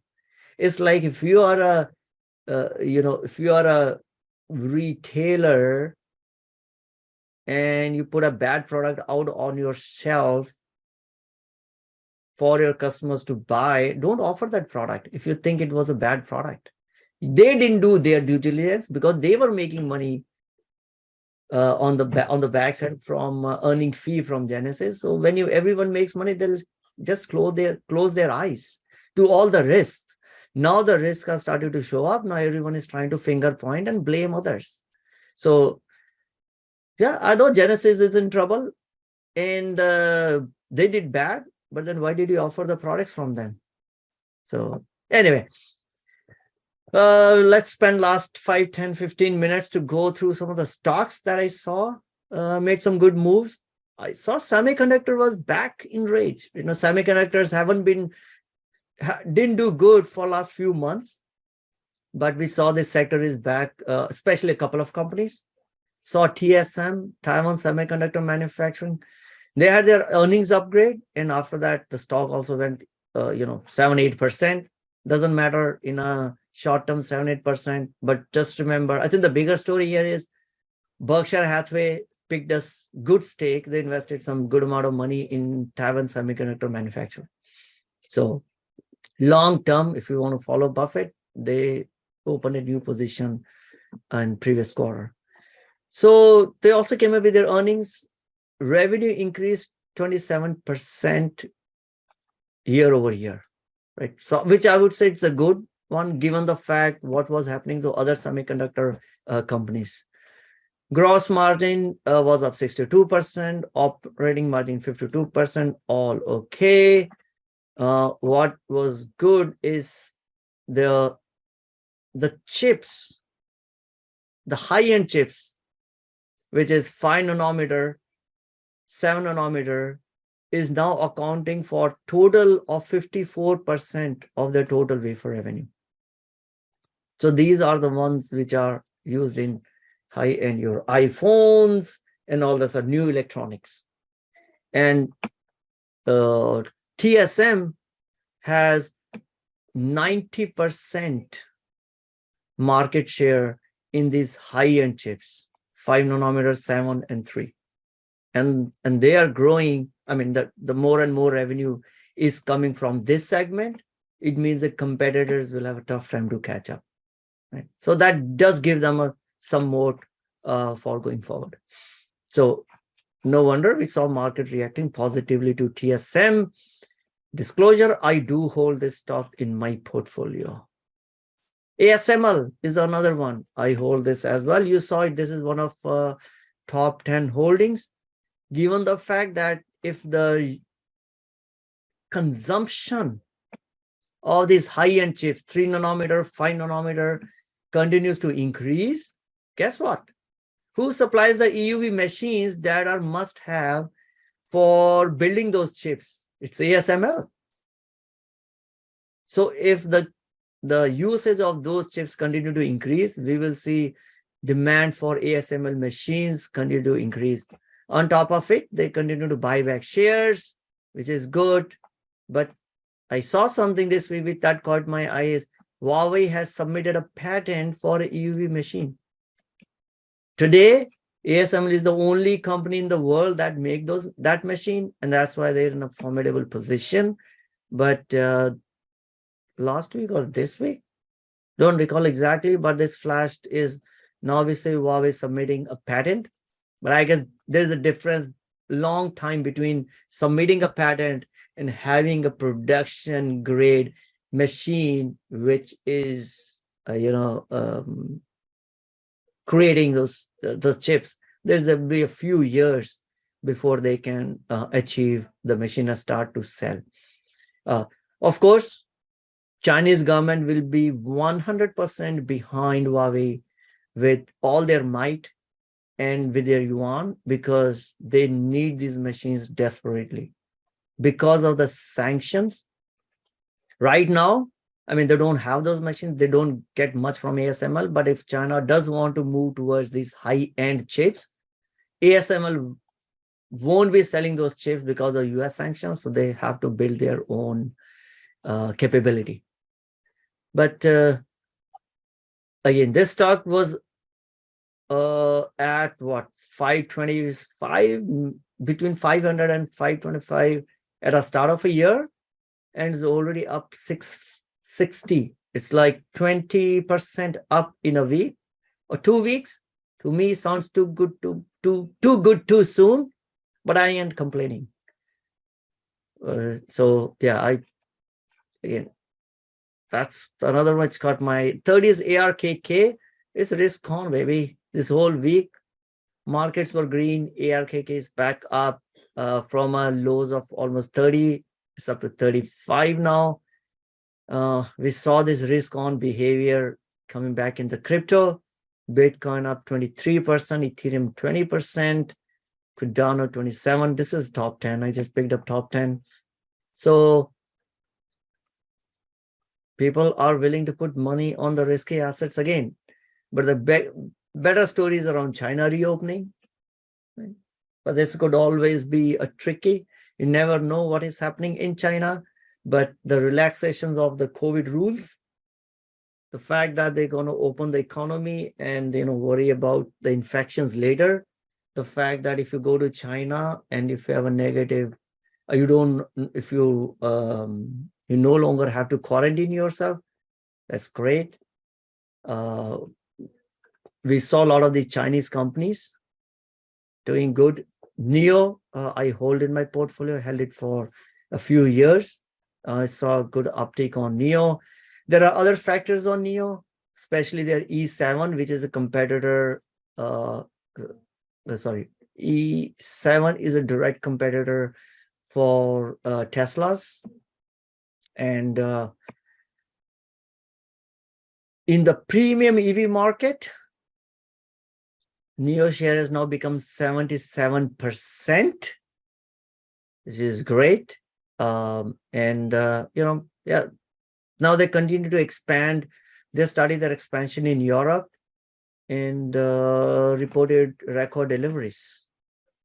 Still way smaller than what Tesla is, but on the local market in China, they are doing good, giving competition to Tesla, NIO, BYD, and no wonder that Tesla had to reduce their prices 3-4 times in China to make it attractive for customers to buy Tesla and not buy, let's say, NIO or other companies.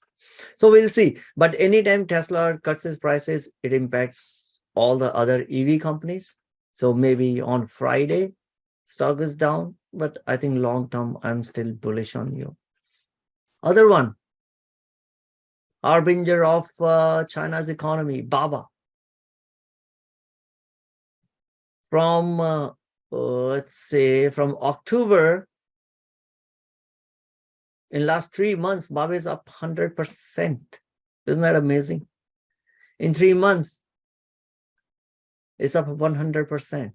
And of course, the start of a year, it was around 90. Now it is almost 120, 30% up since the start of a year. So overall, I think China market is up almost 25%. So Baba, China market goes the way Baba goes. So not surprised. I do hold in my portfolio. So happy to see this back up. This is K-Web, is Chinese internet companies. So this will have like Meituan, Pinduoduo, Baba, it's a Clear Trip. There's some company on the trip and all that stuff. So again, we'll have a similar trajectory as what some of these Baba, JD.com will do.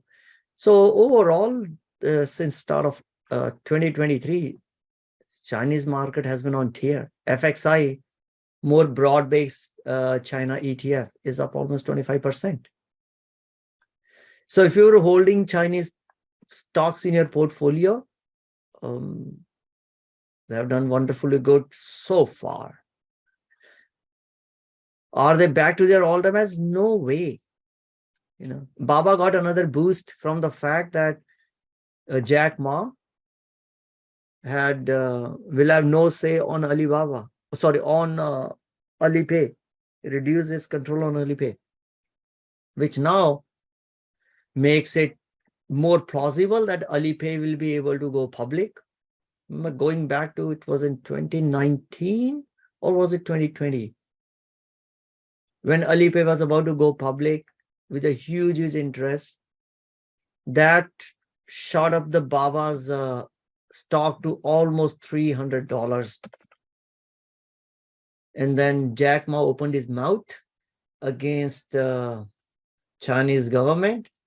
And since then, it is gone on round trend.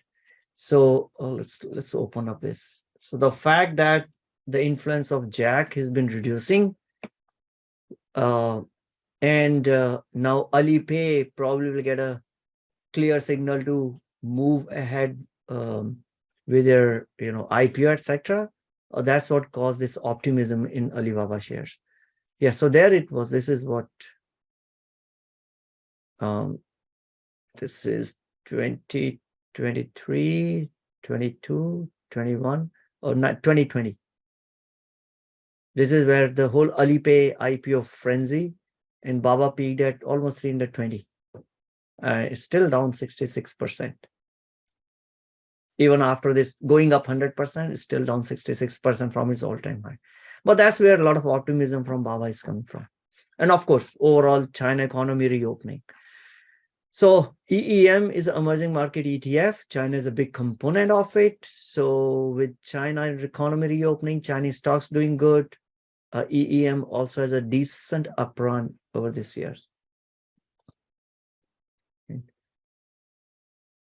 So, and this, again, FCX, why I clubbed it under the China is, if China economy reopens, it'll be good for this copper, and some of these other industries. So we saw a lot of FCX, which is a biggest copper. I mean, this is a Freeport McMoran, focused on copper mining. I do hold in my portfolio. Had some decent run on this one. Okay, I think I hold of all we discussed, except FXI, I hold in my portfolio. Other couple of stocks, Boomerang CEO, Disney. Disney announced that the CEO is coming back, or rather he's back now, Bob Iger. Bob Chapek is out, Bob Iger is in, and the shareholders appreciated that because Bob Iger had a history of running Disney, and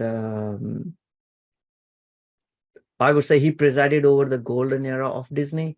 After Michael Eisner, he took over as a CEO, and Disney stock had done wonderfully great, during those times. Now he's back, so that showed the optimism on Disney.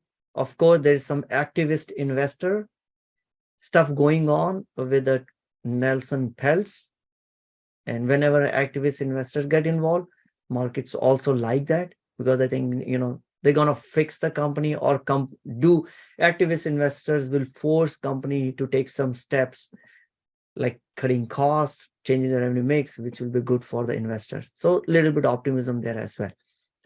So like that, I hold Disney in my portfolio. Starbucks, again, new CEO coming in.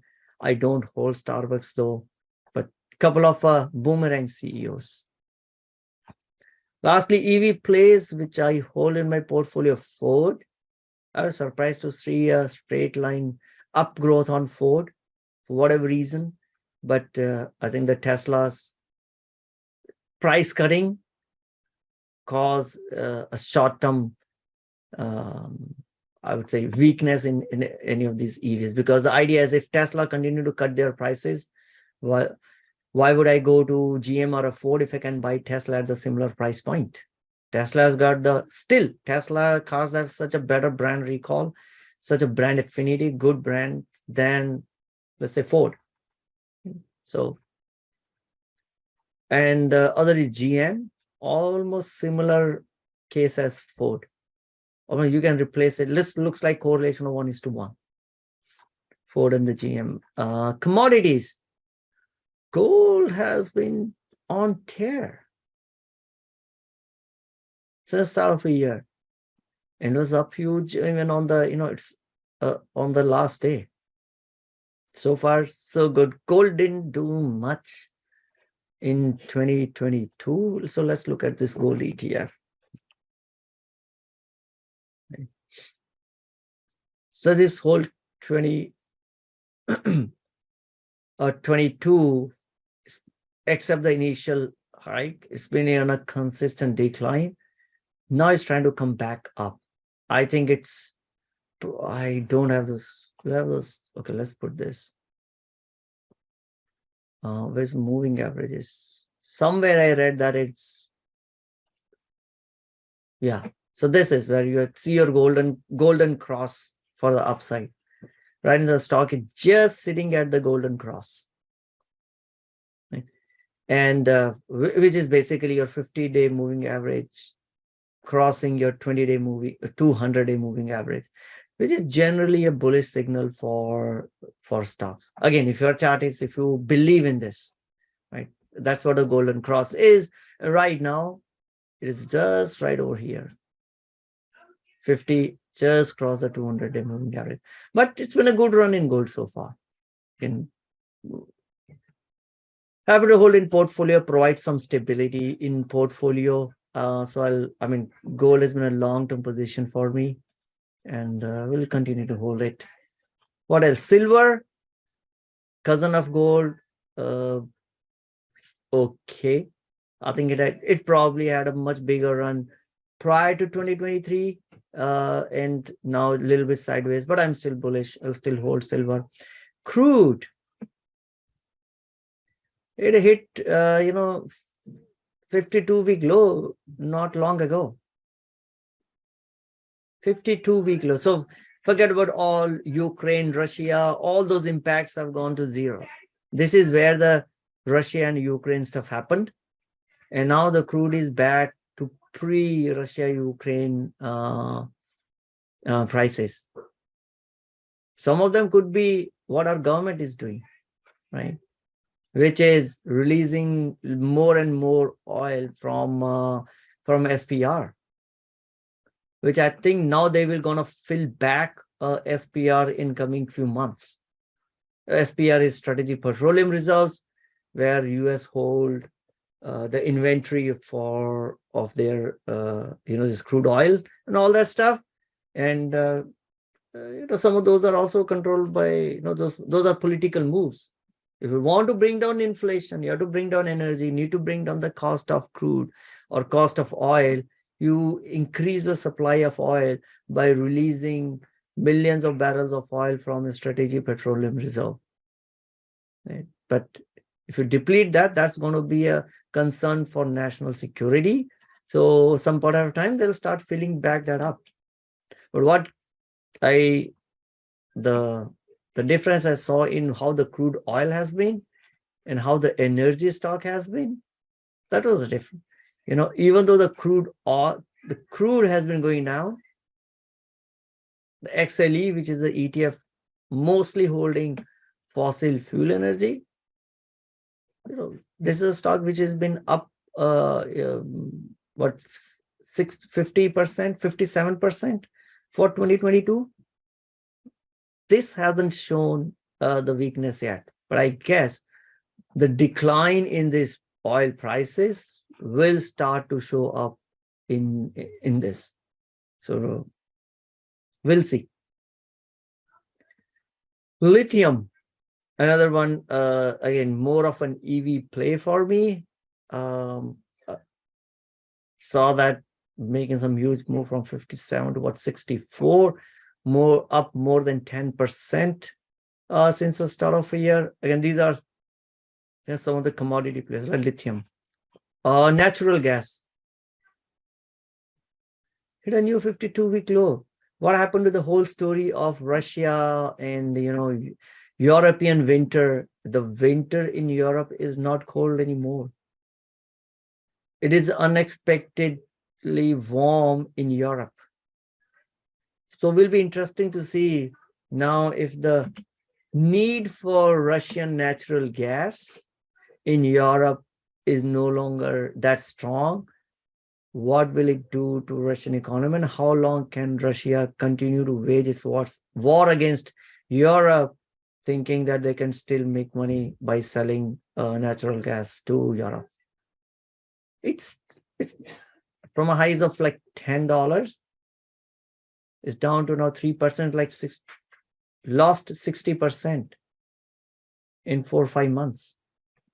Natural gas costs have plummeted. And that was the last one.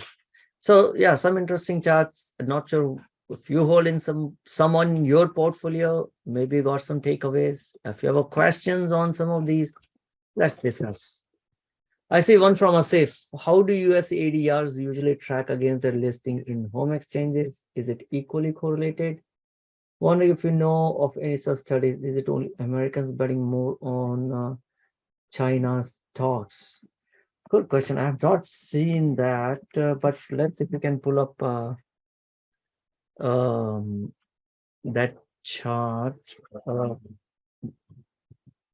where I can find Hong Kong Alibaba price. Does Google Finance has? There we go. Oh, you type, hey, excuse me, you type in 9988 HK. It does 9988 HK.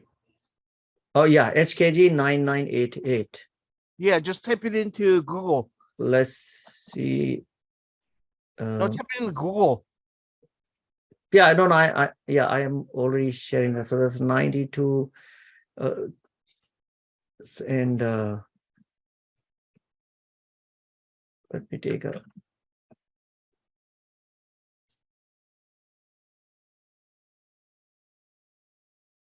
Okay, let's snip it. Where's the snipping tool? So this is, let's not do year to date. That's not really good. Let's do 5 years. It's only 2 weeks in the market. 2 weeks in the market comparison doesn't mean anything. Now let's do BABA. 5 years.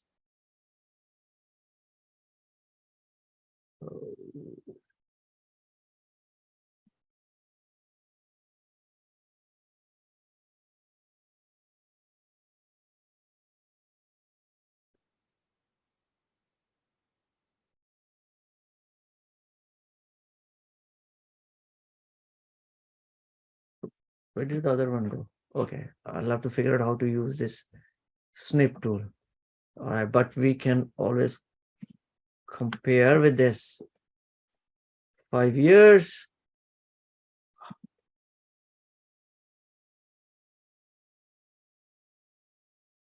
And this is BABA. To me, looks they track pretty closely to each other, as if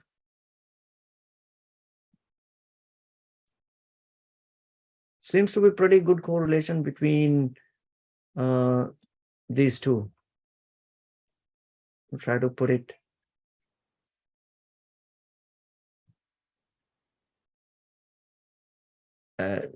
So what this is 2021. Okay, let's put it side by side.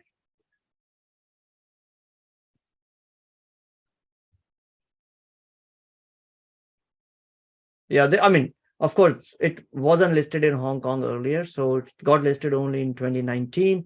So you don't have any data going back, earlier than December 2019. So I think if you have to look in here, we should. This will be what? Maybe this one, December 2019. It looks to me it tracks pretty closely.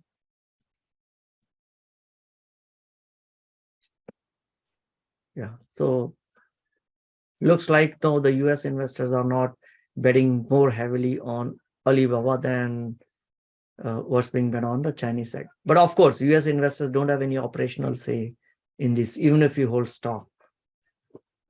Right. So good exercise. All right, I think that's it for today. Maybe from next week. So we spent a lot of time in reviewing 2022. And from on maybe next we will go back to maybe reviewing some stock. Sam say HK owners neither have say. Oh, HK is also VIE. Oh, all right. So looks like then does Alibaba have a listing in a local Chinese stock? No. Chinese stock exchange? No. Okay. So it's only then I would say only Chinese government has a control on this one. No one else. All right, but yeah, that's always a risk of investing in China, even though the market is up 25% from a start of a year. Guys, be careful. I mean, I still hold this position, but I understand the risk which comes along with your investment if you're investing in China. So be careful and position size it accordingly per the risk. I mean, they killed Alibaba.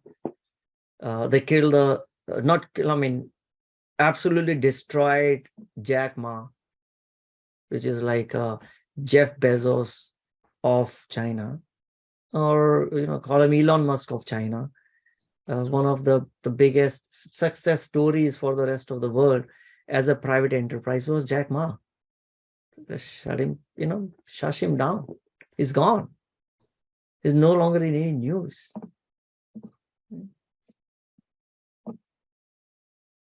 So, but yeah, that's a risk. Over a long period, 10 years, 15 years, US market has still done better than Chinese market.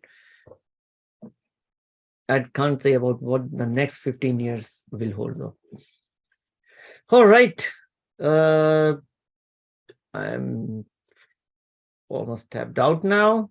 So let's stop right here and we'll talk again next week.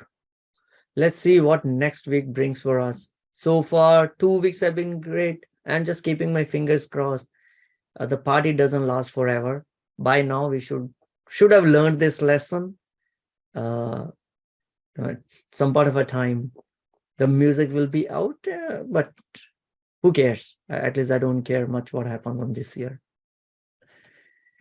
Cool. Thanks, everyone. We'll talk again next week. Goodbye.